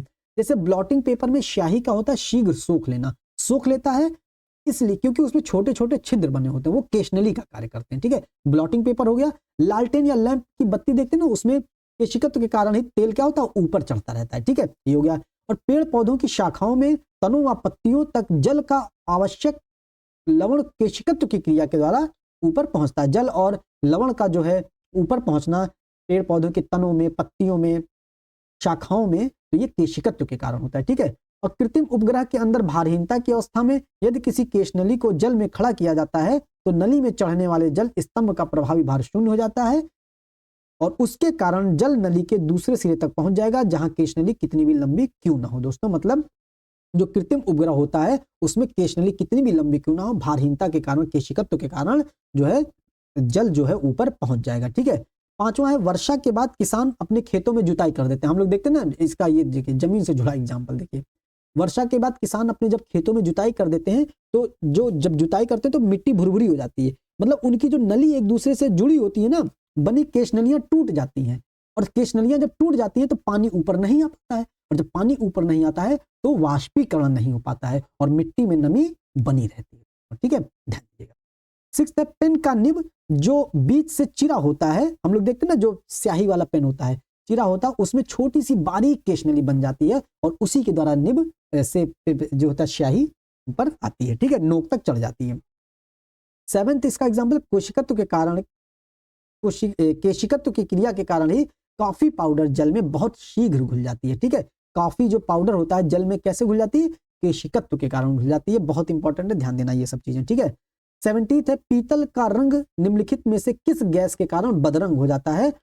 वो हाइड्रोजन सल्फाइड के कारण बदरंग हो जाता है। ठीक है, 71 है, निम्नलिखित में से कौन सी गैर धातु है जो कमरे के तापमान पर तरल अवस्था में रहती है? तो ब्रोमीन है, ये हम लोग पढ़ चुके होंगे। ठीक है, 72 है, निम्नलिखित में से कौन सी धातु सबसे अधिक लचीली होती है? सोना होता है, जिसमें अधातु वर्धनीयता होती है, हम लोग पढ़े होंगे, है कि नहीं? 73 है, अत्यधिक उच्च तापमान मापने के लिए निम्नलिखित में से किस उपकरण का प्रयोग किया जाता है? उच्च तापमान, पायरोमीटर किया जाता है। ठीक है, पायरो का मतलब आग होता है, तो पायरोमीटर किया जाता है। और फेदोमीटर क्या क्या किया जाता है? समुद्र के जल की गहराई नापने के लिए किया जाता है। ठीक है, और सैलिनोमीटर सैलाइन होता है, तो लवणता मापने के लिए, जल में लवणता को मापने के लिए किया जाता है। और विस्कोमीटर दोस्तों विस्की मापने के लिए नहीं, द्रव की श्यानता मापने के लिए किया जाता है। ठीक है, ये ध्यान देना है। 74 है, निम्नलिखित में से कौन सा उपकरण है जिसका उपयोग विद्युत परिपथ में दो बिंदुओं के बीच विद्युत विभवांतर मापने के लिए किया जाता है? तो विभवांतर मापने के लिए वोल्ट मीटर का प्रयोग किया जाता है, इंपॉर्टेंट है। और गैल्वेनोमीटर क्या होता है? कम परिमाण वाले विद्युत धारा को मापने का काम किया जाता है। और अमीटर अधिक परिमाण वाले विद्युत धारा को मापने का कार्य किया जाता है। और बोलोमीटर दोस्तों विद्युत चुंबकीय विकिरण मापने के लिए किया जाता है। ठीक है, 75 है, निम्नलिखित में से किसका आयाम रैखिक संवेग के समान होता है? तो आवेग का आयाम रैखिक संवेग के समान होता है। अब हम लोग देख लेते हैं दोस्तों आवेग क्या होता है। आवेग क्या होता है? जब कोई बड़ा बल किसी वस्तु पर थोड़े समय के लिए कार्य करता है तो कहता है, तो बल और समय अंतराल का जो गुणनफल होता है वो कहलाता है आवेग। दोस्तों बहुत इंपॉर्टेंट है। तो आवेग का फॉर्मूला बन जाता है, बल चूंकि कोई बड़ा बल है वो वो कितने समय तक काम कर रहा है? कम समय अंतराल तक काम कर रहा है। ठीक है, तो समय अंतराल, तो आवेग बराबर बल गुणे समय अंतराल होता है। और यही क्या होता है? संवेग परिवर्तन की दर होती है। ठीक है, और देख लेते हैं आवेग क्या है। आवेग एक सदिश राशि है और जिसका मात्रक क्या होता है? न्यूटन सेकंड होता है। देखिए, बल का मात्रक न्यूटन और समय का मात्रक सेकंड, तो न्यूटन और सेकंड होता है, न्यूटन सेकंड होता है। ठीक है, ये ध्यान दे लेंगे। और अगला ऑप्शन में क्या था? ऑप्शन में पृष्ठ तनाव, कार्य और ऊर्जा थी। तो ये भी हम लोग देख लेते हैं पृष्ठ तनाव क्या होता है। अब पृष्ठ तनाव दोस्तों क्या होता है? किसी पृष्ठ पर लगने वाला तनाव, और ये द्रव में होता है। इसमें क्या होता है? द्रव के स्वतंत्र पृष्ठ पर कम से कम क्षेत्रफल प्राप्त करने की प्रवृत्ति होती है। मतलब द्रव क्या होता है? हम लोग देखते हैं ना पानी की बूंद, तो पानी का जो बूंद के रूप में होता है वो पृष्ठ तनाव के कारण ही होता है। क्योंकि हम लोग देख लीजिए पत्ते वत्ते पर देख लीजिए पानी की बूंद पड़ी होती है। तो द्रव की एक क्वालिटी होती है, द्रव की प्रवृत्ति ही होती है, द्रव का नेचर ही होता है, वो कम से कम क्षेत्रफल घेरने की कोशिश करता है। और यही कम से कम क्षेत्रफल घेरने की कोशिश ही उसका पृष्ठ तनाव कहलाती है। ठीक है दोस्तों, जिसके कारण उसका पृष्ठ सदैव तनाव की स्थिति में होता है, इसे ही पृष्ठ तनाव कहते हैं। ठीक है, तो पृष्ठ तनाव बस इतना ही, और इसका मात्रक क्या होता है? न्यूटन प्रति मीटर होता है। ठीक है, ये हो गया। अब देख लेते हैं अगला कार्य क्या होता है। ये कार्य दोस्तों, कार्य क्या होता है? कार्य की माप लगाए गए बल तथा बल की दिशा में वस्तु का विस्थापन गुणनफल के बराबर होता है। मतलब कार्य कब होता है? कार्य कोई चीज कब होता है? जब हम कोई बल लगाते हैं और बल की दिशा में जब विस्थापन होता है तब कोई कार्य होता है। ऐसे कार्य नहीं होता है, ऐसे कार्य की गिनती नहीं होगी। ठीक है, जब हम कोई कार्य तभी करेंगे जब किसी वस्तु पर बल लगाते हैं और उसकी दिशा में विस्थापन होता है। ठीक है, तो तब होता है कार्य। तो कार्य की परिभाषा क्या होगा? बल, और बल की दिशा में लगाया गया विस्थापन, तो बल गुणे विस्थापन इसका फॉर्मूला होता है। और इसका जो मात्रक होता है, कार्य का मात्रक जूल होता है। ठीक है, और ये कार्य क्या है? एक अदिश राशि है। और आवेग क्या था? आवेग एक सदिश राशि थी। ठीक है, अब ये ना कह दीजिए कुली क्या होता है। कुली क्या होता है? सर पे बोझा लाद के चलता है ना, मतलब प्लेटफॉर्म से आप ले आए बाहर तक, बोझा ले आके तो सर पे बाहर खड़ा है, कहता भैया विस्थापन हुआ नहीं, आपका कार्य नहीं हुआ, हम पैसा नहीं देंगे आपका। ठीक, तो वो नहीं वहां मानी जाएगी। ये साइंस यहाँ पर नहीं काम करती है। ठीक है, साइंस अलग लेवल पे काम करती है। ऊर्जा क्या है? ऊर्जा किसी वस्तु के कार्य करने की क्षमता को ऊर्जा कहते हैं। हम बोल रहे हैं, हमारे कार्य करने की क्षमता जितनी होगी हम उतना बोलेंगे, तो वही हमारी कार्य करने की क्षमता ऊर्जा कहलाती है। और ऊर्जा एक अदिश राशि है, ऊर्जा अदिश राशि है, कार्य अदिश राशि है, आवेग सदिश राशि थी, और इसका मात्रक SI मात्रक जूल होता है। ठीक है, बहुत ध्यान देना। और ऊर्जा दो प्रकार की होती है, गतिज ऊर्जा, एक स्थितिज ऊर्जा। गतिज ऊर्जा क्या होती है? ठहरे हुए पानी में कंकड़, है कि नहीं, हलचल सी बन जाएगी। ठीक, तो गतिज ऊर्जा अपनी गति के कारण उत्पन्न होने वाली ऊर्जा, मतलब किसी वस्तु में उसकी गति के कारण कार्य करने की जो क्षमता होती है वो गतिज ऊर्जा कहलाती है। और ये फॉर्मूला हम लोगों को ध्यान देना, काइनेटिक एनर्जी बराबर ½ mv² होता है। ठीक है, और स्थितिज ऊर्जा किसी वस्तु के विशेष अवस्था में होने के कारण, स्थिति में होने के कारण जो उसमें ऊर्जा होती है वो स्थितिज ऊर्जा कहलाती है। ठीक है, ये ध्यान देना है। और ऊर्जा संरक्षण का नियम होता है, ऊर्जा को ना तो नष्ट किया जा सकता है और ना ही निर्माण किया जा सकता है, ना ही उत्पन्न किया जा सकता है। और ऊर्जा सिर्फ एक फॉर्म से दूसरे फॉर्म में ट्रांसफर हो सकती है, ये होता है ऊर्जा। ठीक है, यहां से हम लोग को ये चीज ध्यान देनी है। 76 है, तमिलनाडु में कुडनकुलम परमाणु ऊर्जा स्टेशन स्थापना किस देश ने भारत की सहायता से की थी? तो किस देश ने की थी दोस्तों? कुडनकुलम रूस की सहायता से हुई थी। और कुडनकुलम कहाँ है? कन्याकुमारी में है। अभी हम लोग ऊपर देख चुके, इंदिरा गांधी परमाणु अनुसंधान संयंत्र कहाँ था? कलपक्कम में था। कलपक्कम कहाँ था? चेन्नई में, मतलब तमिलनाडु में ही है। ठीक है, तमिलनाडु हम लोग को देखना, यहां से ये है, ये तमिलनाडु है, ये ठीक है, ये तमिलनाडु है। और ये देखिए, ये है, ये चेन्नई है। यहीं पर चेन्नई में कलपक्कम परमाणु ऊर्जा संयंत्र है, जिसका नाम इंदिरा गांधी परमाणु ऊर्जा संयंत्र रखा गया है। ठीक है, और यहां पर है कुडनकुलम पावर प्लांट। ठीक है, यहीं पर कन्याकुमारी है, कन्याकुमारी में ही कुडनकुलम पावर प्लांट है, जिसको रूस की सहायता से बनाया जा रहा है। ये दोस्तों हमारा ही मैप है, इसमें मैप में हमने पूरा लिख लिख के ऐसे ही मैप हमने तैयार किया दोस्तों। ठीक है, मैप हमारी ठीक ठाक है। ठीक, तो आप लोग भी पूरा मैप, जो भी कुछ पढ़ा करिए मैप से ही पढ़ा करिए। ठीक है, जहां कभी भी मैप आए तुरंत मैप देखा करिए। 77 है, निम्नलिखित में से कौन सी सतह से हवा में मार करने वाली मिसाइल है? तो सतह से हवा में त्रिशूल फेंकेंगे, कहां से?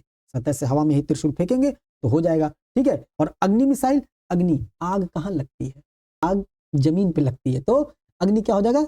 अग्नि सतह से सतह मार करने वाली मिसाइल। एक देखते हैं हम लोग पटना, पटना देखते हैं। पटना से क्या हो गया? पृथ्वी हो गया, पृथ्वी हो गया। और ए से आकाश हो गया, टी से त्रिशूल हो गया, एन से नाग हो गया, और ए से अग्नि हो गया। ठीक है, तो ये अग्नि क्या है? अग्नि कहां लगेगी? आग कहां लगेगी? जमीन पर लगेगी, तो आग, अग्नि सतह से सतह में मार करने वाली मिसाइल। नाग देवता कहां होंगे? नाग देवता भी जमीन पर होंगे। ठीक है, नाग मिसाइल सतह से सतह है। ठीक है, त्रिशूल, त्रिशूल फेंक के मारेंगे। ठीक, कहां? हवा में मार देते हैं। ठीक है, तो सतह से हवा में। आकाश, आकाश आकाश है ही, तो सतह से हवा में मार करने वाली आकाश है। और पृथ्वी सतह से सतह में मार करने वाली मिसाइल है। ठीक है, ये चीज ध्यान दीजिएगा। 78 है, अश्व शक्ति कितने वाट का होता है? तो 746 वाट का होता है। ठीक है, 79 है, निम्नलिखित में से किस मात्रा की एसआई इकाई का नाम ब्लेस पास्कल के नाम पर रखा गया? तो दाब का मात्रक पास्कल होता है। ठीक है, 80 है, निम्नलिखित में से किसे मोती की राख के नाम से जाना जाता है? पोटेशियम कार्बोनेट को जाना जाता है। ठीक है, पोटेशियम कार्बोनेट क्या होता है? कठोर जल की कठोरता को दूर भी कर देती है ये पोटेशियम कार्बोनेट। ठीक है, 81 है, विल्सन नामक रोग मानव शरीर के किस धातु से प्रभावित होता है?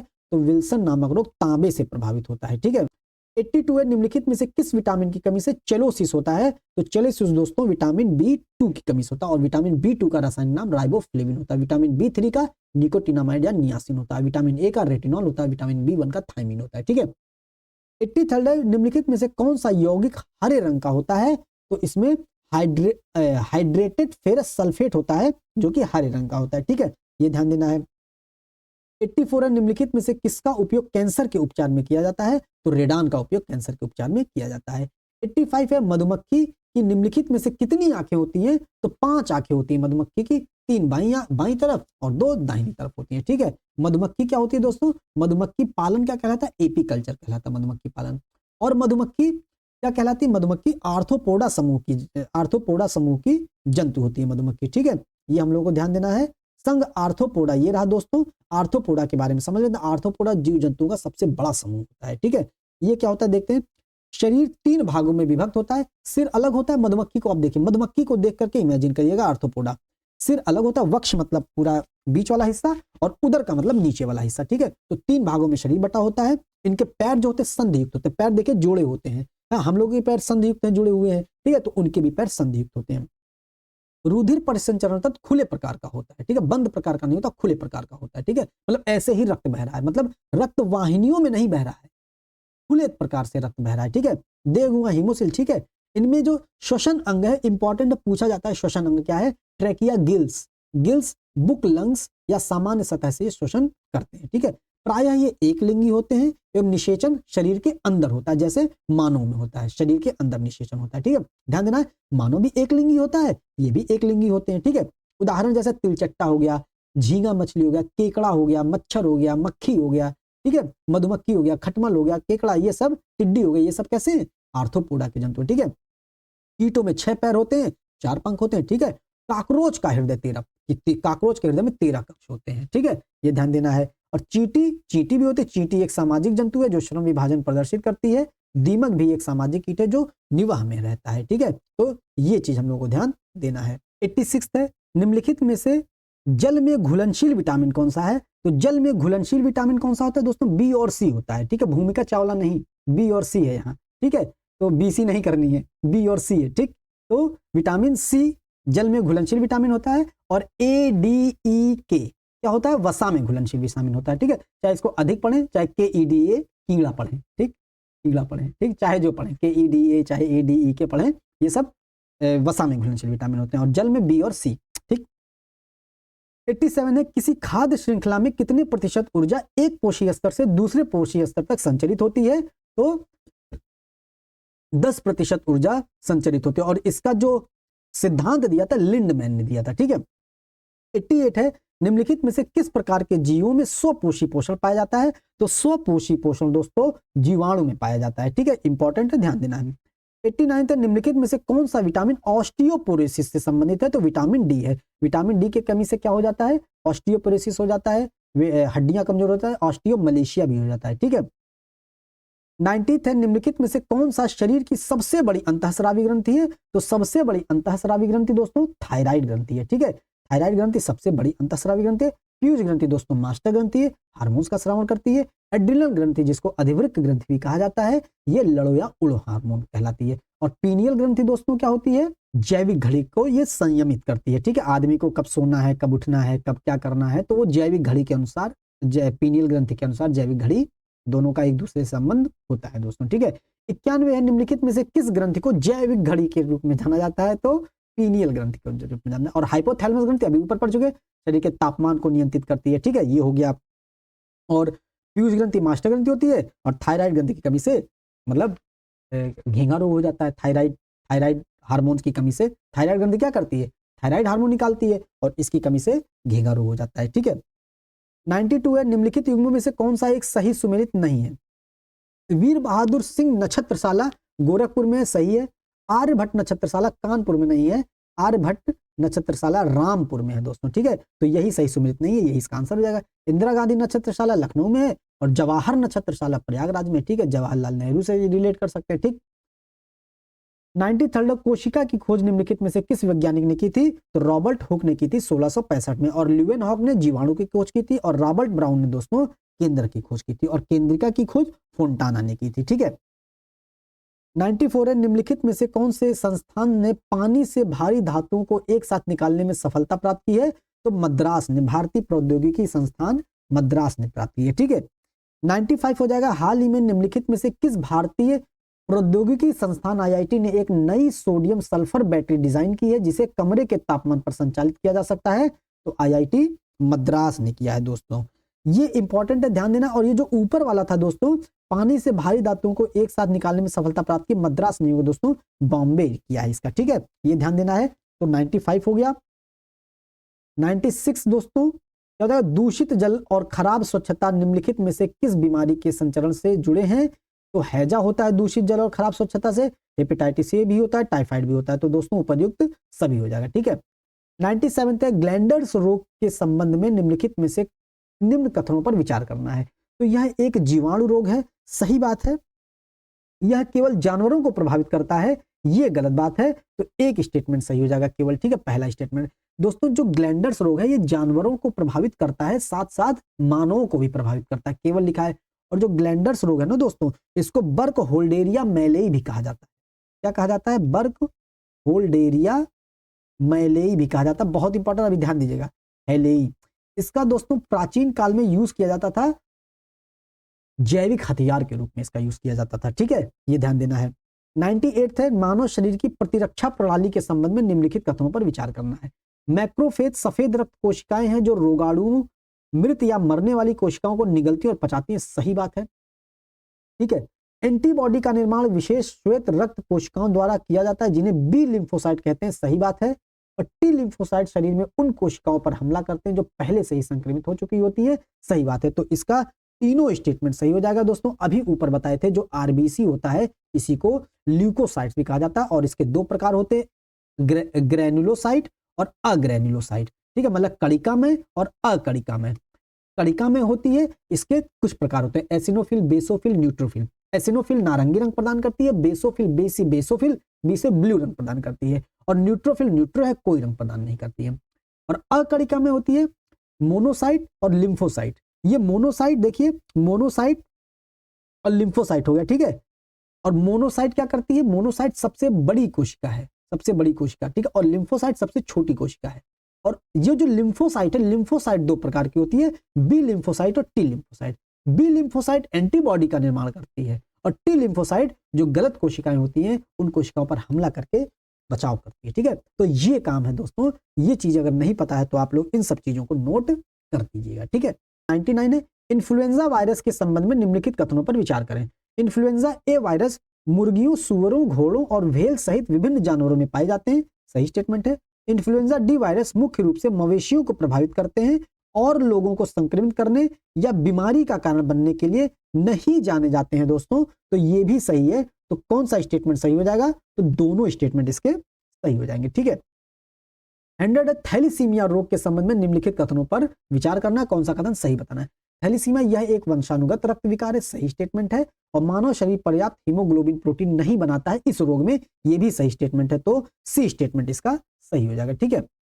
101 है, सिकल सेल रोग बहुत चर्चा में रहा है, क्वेश्चन पूछा जा सकता है। ये आनुवांशिक रूप से विरासत में मिली लाल रक्त कोशिकाओं संबंधी विकार है, सही स्टेटमेंट है। सिकल कोशिकाएं जल्दी मर जाती हैं जिससे लाल रक्त कोशिकाओं की लगातार कमी हो जाती है, ये भी सही स्टेटमेंट है, तो दोनों सही हो जाएंगे, ठीक है। और आरबीसी का जो जीवन काल होता है वो 120 दिन होता है, ठीक है, इंपॉर्टेंट है। 102 है, आतिशबाजी में हरी लौ निम्नलिखित में से किसके कारण उत्पन्न होती है, तो बेरियम के कारण उत्पन्न होती है, ठीक है। और सोडियम के कारण पीला कलर उत्पन्न होता है, ठीक है। और लिथियम के कारण दोस्तों, लिथियम के कारण लाल रंग उत्पन्न होता है, ठीक है। ला से लिथियम, ला से लाल, ला से लिथियम हो गया, ठीक है। और कैल्शियम के कारण दोस्तों नारंगी रंग उत्पन्न होता है, ठीक है, ये ध्यान देना है। ये पटाखों में ये सब चीजें उपस्थित होती हैं, ठीक है, तो ये सब चीजें ध्यान देनी है। 103 है, एलपीजी मुख्य रूप से में क्या शामिल होता है, एलपीजी में लिक्विफाइड पेट्रोलियम गैस में, तो मीथेन, ब्यूटेन, प्रोपेन दोस्तों होता है। और जो ई सिगरेट होता है, ई लाइटर होता है ना, उसमें ब्यूटेन होता है, ठीक है।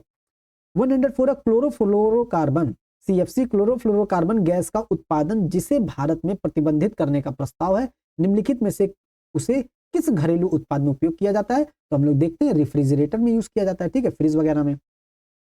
105 है, निम्नलिखित में से कौन सा सिक्का धातु नहीं है, तो धातु नहीं है, चांदी धातु है, जस्ता धातु है, जस्ता धातु नहीं है दोस्तों, सोना धातु है, तांबा धातु है, तो जस्ता धातु नहीं होगा, बी इसका ऑप्शन सही हो जाएगा। 106 निम्नलिखित में से मोती के घटक कौन से हैं, तो मोती का घटक दोस्तों क्या हो जाएगा, कैल्शियम क्लोराइड नहीं, कैल्शियम कार्बोनेट और मैग्नीशियम कार्बोनेट हो जाएगा, बी ऑप्शन इसका सही हो जाएगा, ठीक। 107 है, निम्नलिखित में से डेसिबल किसकी इकाई है, तो डेसिबल दोस्तों ध्वनि की तीव्रता मापती है, ठीक है, ये होगा। 108 है, बहुत छोटे समय अंतरालों को सटीकता से मापने के लिए निम्नलिखित में से किसका प्रयोग किया जाता है, तो परमाणु घड़ियों का प्रयोग किया जाता है। ये क्वार्टज घड़ियां नहीं, सामान्य घड़ी जो हम लोग नहीं, रेडियम घड़ी भी नहीं, तो परमाणु घड़ी का उपयोग किया जाता है, ठीक है। 109 है, निम्नलिखित में से कौन सा रेडियो धर्मी तत्व द्वारा उत्सर्जित धनात्मक आवेशित कण है, तो धनात्मक आवेशित कण दोस्तों अल्फा किरणें होती हैं, ठीक है, जो रेडियो धर्मी तत्व से निकलती हैं। कैथोड किरणें होती है, कैथोड किरणें ऋणात्मक ऋण आवेशित होती हैं, और गामा किरणें विद्युत चुंबकीय कण होती हैं, और बीटा किरणें दोस्तों अस्थिर परमाणु विद्युत अस्थिर परमाणु होती हैं ये, ठीक है, तो ये चीज ध्यान देना। 110 है, परमाणु विस्फोट में अत्यधिक ऊर्जा निकलती है क्योंकि वहां से द्रव्यमान का ऊर्जा में रूपांतरण होता है, तो ये हो जाएगा, द्रव्यमान का ऊर्जा में रूपांतरण होता है।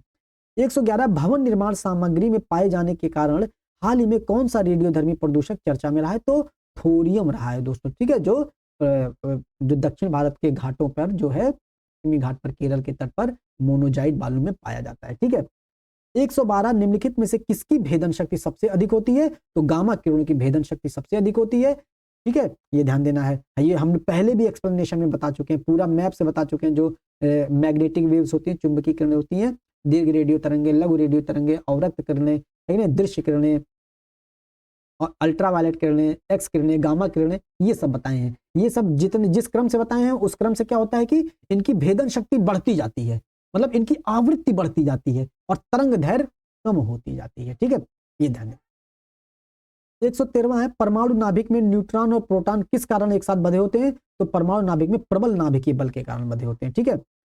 114 है, सीमेंट उद्योग के लिए आवश्यक महत्वपूर्ण कच्चा माल कौन सा है? तो चूना, पत्थर और मिट्टी है। ठीक। 115 है, पेट्रोलियम में लगी आग के लिए किस प्रकार के अग्निशामक यंत्र का उपयोग किया जाता है? जब भी पेट्रोल से आग लगी जाएगी तो पानी से तो बुझाई नहीं जाएगी, तो तरल प्रकार का तो प्रयोग नहीं होता, पाउडर प्रकार का प्रयोग होता है। ठीक है, क्योंकि तरल का इसलिए नहीं प्रयोग होता है क्योंकि पानी का जो घनत्व होता है पेट्रोलियम के घनत्व से ज्यादा हो जाता है, और जब पानी उस पर डालते हैं तो पेट्रोल के नीचे पानी और पेट्रोल ऊपर ऊपर, आग लग गई। इसीलिए कहते हैं ना, पानी में कभी आग लगा के दिखाओ तो कह देना हाँ दिखा रहे हैं, पानी पड़ा उस पर पेट्रोल फेंक दो, आग लगा दो, क्योंकि पेट्रोल का घनत्व क्या होगा? कम होगा, तो पानी के ऊपर होगा और पानी में आग लग जाएगी, है कि नहीं? ये हो गया। 116 कपड़ों और बर्तनों की सफाई के लिए प्रयुक्त डिटर्जेंट में क्या पाया जाता है? तो सेलुलोज पाया जाता है, कार्बोक्सी मिथाइल सेलुलोज होता है। ठीक है।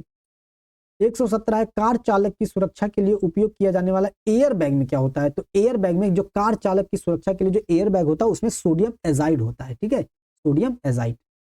118 है, लेजर प्रिंटर में निम्नलिखित में से किस प्रकार के लेजर का उपयोग होता है? तो लेजर प्रिंटर में सेमीकंडक्टर लेजर का प्रयोग होता है। ठीक है। ठीक। 119वां हो गया, जुलाई 2023 में रिलीज होने वाली पुस्तक स्मोक एंड एशेस के लेखक कौन है? तो स्मोक एंड एशेस के लेखक अमिताभ घोष हैं दोस्तों। ठीक है। 120वां है, भारत ने निम्नलिखित में से किस देश के साथ net zero innovation virtual centre स्थापित करने पर सहमत हुए हैं? तो यूनाइटेड किंगडम के साथ हुआ है। ठीक है। 121वां देखना है, अटल पेंशन योजना एपीवाई के संदर्भ में निम्नलिखित कथनों पर विचार करना। एपीवाई के तहत, अटल पेंशन योजना के तहत कुल नामांकन 5.2 करोड़ के आंकड़ों को पार कर गया। सही बात है। इस योजना ने वित्तीय वर्ष 2022-23 में पिछले वित्तीय वर्ष से 20% अधिक की वृद्धि दर्शाई, ये भी सही बात है। तो दोनों स्टेटमेंट सही होंगे दोस्तों। जो अटल पेंशन योजना है हम लोग पहले पढ़ चुके हैं, इसको 9 मई 2015 में शुरू किया गया था। ठीक है, 9 मई 2015 में इसको शुरू किया गया था, और ये 18 से 40 वर्ष तक के लोग इसमें पंजीकरण करा सकते हैं। और इसमें क्या होगा, 60 वर्ष के बाद जो होता है पेंशन मिलती है, 1000, 2000, 3000, 4000, 5000 रुपए प्रति महीना मिलती है, और केवल असंगठित क्षेत्र के लिए ये व्यवस्था की गई है दोस्तों। ठीक है, इंपॉर्टेंट है, ध्यान देना, ये चीजें पता, 9 मई 2015 पता होना चाहिए। ठीक। 122वां, भारत निम्नलिखित में से किस देश के साथ द्विपक्षीय प्रशिक्षण अभ्यास अजय वॉरियर 2023 का 7वां संस्करण आयोजित किया है? तो यूनाइटेड किंगडम के साथ। ठीक है। 123वां है, केंद्र सरकार ने नशा मुक्त भारत अभियान के भाग के रूप में निम्नलिखित में से किसके साथ समझौते ज्ञापन पर हस्ताक्षर किया है? तो आर्ट ऑफ लिविंग अभियान, श्री श्री रविशंकर का एनजीओ है ये, तो उसके साथ समझौता किया नशा मुक्त भारत के लिए। ठीक है। 124वां है, एड्रिनल हार्मोन का स्राव अधिवृक्क ग्रंथि द्वारा किया जाता है, अभी ऊपर बता चुके हैं। ठीक है, तो सही है, जिसे लड़ो या उड़ो हार्मोन कहते हैं। ठीक है, तो अधिवृक्क ग्रंथियां प्रत्येक गुर्दे के शीर्ष पर पाई जाती है, ये भी सही है, लेकिन ये इसका सही स्पष्टीकरण नहीं है, तो बी ऑप्शन इसका सही हो जाएगा। ठीक है। 125 से निम्नलिखित कथनों पर विचार करना है। एथलीट फुट फफूंदी से होने वाला एक तरह का संक्रमण है जो आमतौर पर पैरों की उंगलियों के बीच होता है, ये भी सही स्टेटमेंट है, क्योंकि एथलीट फुट नामक बीमारी ट्राइकोफाइटॉन नामक फफूंद से होता है, ये भी सही स्टेटमेंट है। तो ए और दोनों सही है, और आर ए की सही व्याख्या भी कर रहा है। दोस्तों, फफूंद से होने वाली बीमारी थोड़ा सा हम लोग देख लेते हैं, और इंपॉर्टेंट है। तो फफूंद दोस्तों, फफूंद से होने वाली बीमारी दमा फफूंद से होती है, एथलीट फुट होती है, खाज, गंजापन और दाद भी, ये सब एथलीट फुट, ये सब कवक से होने वाली बीमारी है, फफूंद से होने वाली बीमारी है। ठीक है, फंगस से। तो दमा क्या होता है? दमा किससे होता है? एस्परजिलस फ्यूमिगेटस नामक कवक से, फंगस से होता है, ये इंपॉर्टेंट है, ध्यान देना है। और एथलीट फुट टीनिया पेडिस और ट्राइकोफाइटॉन दोनों से होता है। ठीक है, ध्यान देना है। खाज इकेरस स्केबीज से होता है, गंजापन टीनिया कैपिटिस से होता है, और दाद ट्राइकोफाइटॉन लेरुकोसस से होता है। ठीक है, ध्यान देना है, इंपॉर्टेंट है, ये सब चीजें हम लोगों को पता होनी चाहिए। ठीक। 126 से निम्नलिखित कथनों पर विचार करना है। 6 रोग माइकोबैक्टीरियम ट्यूबरक्लोसिस नामक विषाणु से फैलता है, अभी ऊपर बता चुके हैं, विषाणु नहीं बैक्टीरिया से फैलता है। ठीक है, और 6 रोग टीबी, माइकोबैक्टीरियम ट्यूबरक्लोसिस होता ही है। ठीक है, अब जैसे इसमें ये आ गया, अब कथन कारण में जैसे कोई एक चीज गलत हुई तो तुरंत ए असत्य है और आर सत्य लगा के बढ़ जाएंगे, लेकिन यहाँ प्रैक्टिस कर रहे हैं। तो 6 रोग से पीड़ित रोगी अगर छींकता है, खांसता है, हंसता है या थूकता है तो उससे टीबी कीटाणु हवा में फैल जाते हैं, सही स्टेटमेंट है। 127 से मिलान करना है सूची 1 सूची 2 को। विटामिन ए प्रजनन क्षमता में कमी, नहीं भैया, विटामिन ई होता प्रजनन क्षमता में कमी, तो विटामिन ई का मतलब सी का 1 हो जाएगा, तो ए और सी में कोई सही होगा। विटामिन ए से रतौंधी होता है, तो ए का 2 हो जाएगा, तो ए ऑप्शन सही हो जाएगा। और विटामिन डी से सुखंडी रोग हो जाता है, सूख जाते हैं लोग। ठीक, विटामिन बी बेरी बेरी हो जाता है। ठीक है, तो इसका ए ऑप्शन सही हो जाएगा। 128 से मिलान करना है सूची 1 सूची 2 को। मोरी कल्चर क्या होता है दोस्तों? मोरी कल्चर हम लोग पढ़े हैं पहले, मेरी कल्चर, मोरी कल्चर ही है। तो मोरी कल्चर क्या होता है? ये शहतूत पाला जाता है इसमें, ठीक है, शहतूत की खेती। और सेरी कल्चर क्या होता है? सेरी कल्चर रेशम पालन होता है, ठीक है, ये ध्यान देना। तो पहले का 3 हो जाएगा, तो ए और सी में कोई सही होगा। पोमोलॉजी फलों की कृषि होती है, तो दूसरा हो जाएगा, तो ए ऑप्शन सही होगा। विटिकल्चर अंगूर की खेती होती है, और ओलेरी कल्चर सब्जियों की खेती होती है, ठीक है, बहुत इंपॉर्टेंट है, ये सारी चीजें हमको ध्यान देना है। ये थोड़ा सा देख लेते हैं हम लोग। एरोपोनिक दोस्तों क्या होता है? पौधों को हवा में उगाना, एरोपोनिक होता है। हाइड्रोकल्चर क्या होता है? हाइड्रोकल्चर क्या होता है? हम लोग पहले पढ़ चुके हैं, पानी में जल को उगाना। हॉर्टिकल्चर बागवानी होता है। ओलेरी कल्चर, ओलेरी मतलब सब्जी विज्ञान होता है। विटी अंगूर होता है। पिसी मछली पालन। मोरी रेशम कीट पालन, शहतूत उगाना। एपी कल्चर, एपी मधुमक्खी होता है। फ्लोरी फूल होता है। पोमोलॉजी फल होता है। और वर्मी कल्चर केचुआ पालन होता है। सेरी कल्चर रेशम पालन होता है, ठीक है दोस्तों, ये चीज हम लोगों को ध्यान देना है। और दोस्तों इसी के साथ एक चीज और हम लोग देख लेते हैं, जो बैक्टीरिया से जो बीमारी होती है, ये चीज हम लोग थोड़ा देख लेते हैं, ठीक है। कौन कौन से जो रोग हैं जो केवल जीवाणु से होते हैं? तो टिटनेस जीवाणु से होता है, और उसका नाम क्या है बैक्टीरिया का, बहुत इंपॉर्टेंट है, ये सब चीजें ध्यान देना है। तो क्लास्ट्रीडियम टिटेनी होता है, ध्यान देना है। और हैजा विब्रियो कॉलेरी होता है। टाइफाइड माइकोबैक्टीरियम ट्यूबरक्लोसिस होता है, ठीक है। और टाइफाइड सल्मोनेला टाइफोसा होता है, ठीक है, या सल्मोनेला टाइफी होता है। 6 रोग दोस्तों जिसको हम लोग क्या कहते हैं? टीबी, इसका होता है माइकोबैक्टीरियम ट्यूबरक्लोसिस। डिप्थीरिया होता है कॉरिन बैक्टीरियम डिप्थीरियाई, ठीक है। प्लेग होता है पास्चुरेला पेस्टिस नामक जीवाणु से, ठीक है। काली खांसी हीमोफिलियस परटूसिस, काली खांसी में हम लोग सिर्फ परटूसिस याद करना है। Pneumonia diplococcus pneumoniae. कोड़ जिसे माइकोबैक्टीरियम लेप्रोसी कुष्ठ रोग कहा जाता है, तो माइकोबैक्टीरियम लेप्री होता है। गोनेरिया मूत्र मार्ग में होता है, जो नाइसेरिया गोनेरियाई होता है, ठीक है। और सिफिलिस शिशन में होता है, टिपेनोमा पैलिडियम होता है, ठीक है दोस्तों। 29वां क्वेश्चन है, उत्तर प्रदेश खाद्य प्रसंस्करण उद्योग नीति 2022 को प्रदेश सरकार द्वारा स्वीकृति कब प्रदान की गई? तो 28 जनवरी 2023 को की गई, ठीक है। 130वां है, मतदाताओं की संख्या की दृष्टि से उत्तर प्रदेश का सबसे बड़ा संसदीय क्षेत्र कौन सा है? तो मतदाताओं की दृष्टि से सबसे बड़ा संसदीय क्षेत्र दोस्तों गाजियाबाद है दोस्तों, ठीक है। और सेकंड दोस्तों उन्नाव है, ध्यान देना है, ठीक है। और ये तो मतदाताओं की दृष्टि से हो गया, मतदाताओं की संख्या की दृष्टि से। और वैसे सबसे बड़ा जिला, सबसे बड़ा क्षेत्रफल की दृष्टि से कौन सा है? लखीमपुर खीरी है। और ये ध्यान देना है, जो प्रयागराज है, प्रयागराज में सबसे ज्यादा विधानसभा सीटें हैं, प्रयागराज में 12 है, और सबसे ज्यादा जनसंख्या भी प्रयागराज में है, ठीक है, ध्यान देना है। 131, यदि 501 से 700 तक की सभी संख्याएं लिखी जाए तो अंक 6 कुल कितनी बार आता है दोस्तों? 140 बार आएगा। 501 से 700 तक, मतलब 501 से 600 तक जो ये 6 आएगा, कुल 21 बार आएगा, ठीक है। और जो 600 से 700 के बीच में 6 आएगा दोस्तों, कुल 119 बार आएगा, ये ध्यान दीजिएगा। तो 121 और 119 जोड़ेंगे तो 140 आंसर हो जाएगा, ठीक है। 132 से 3 अभाज्य संख्याओं का योग तो है, यदि उनमें से एक संख्या दूसरी संख्या से 36 अधिक है, तो उनमें से एक संख्या क्या होगी? तो एक संख्या 67 है, और अभाज्य संख्या कह रहा है, तो बचा 33।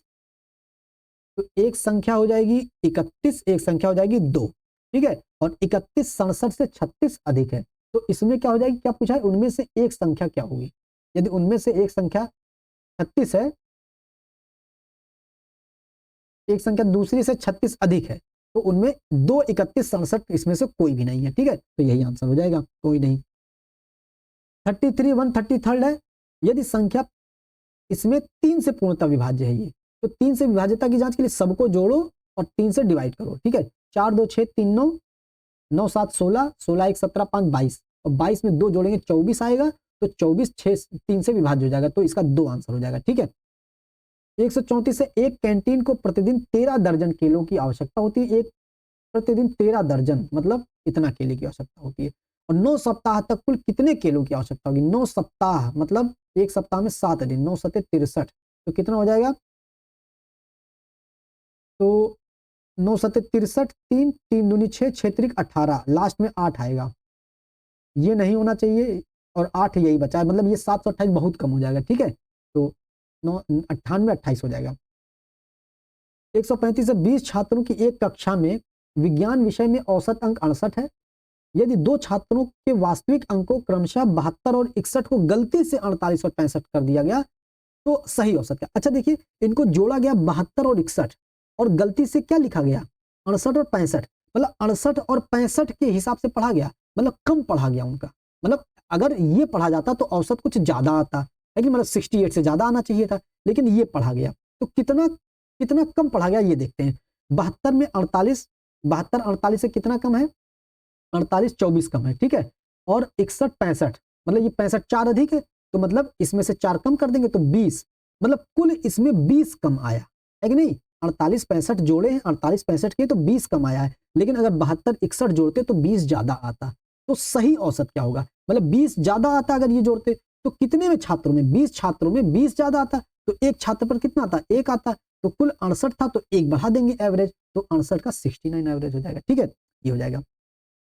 और 136 का दोस्तों 740 740 गुणे 75 बटे 100 गुणे 3 बटे 5 करेंगे तो 333 इसका आंसर आ जाएगा, ठीक है।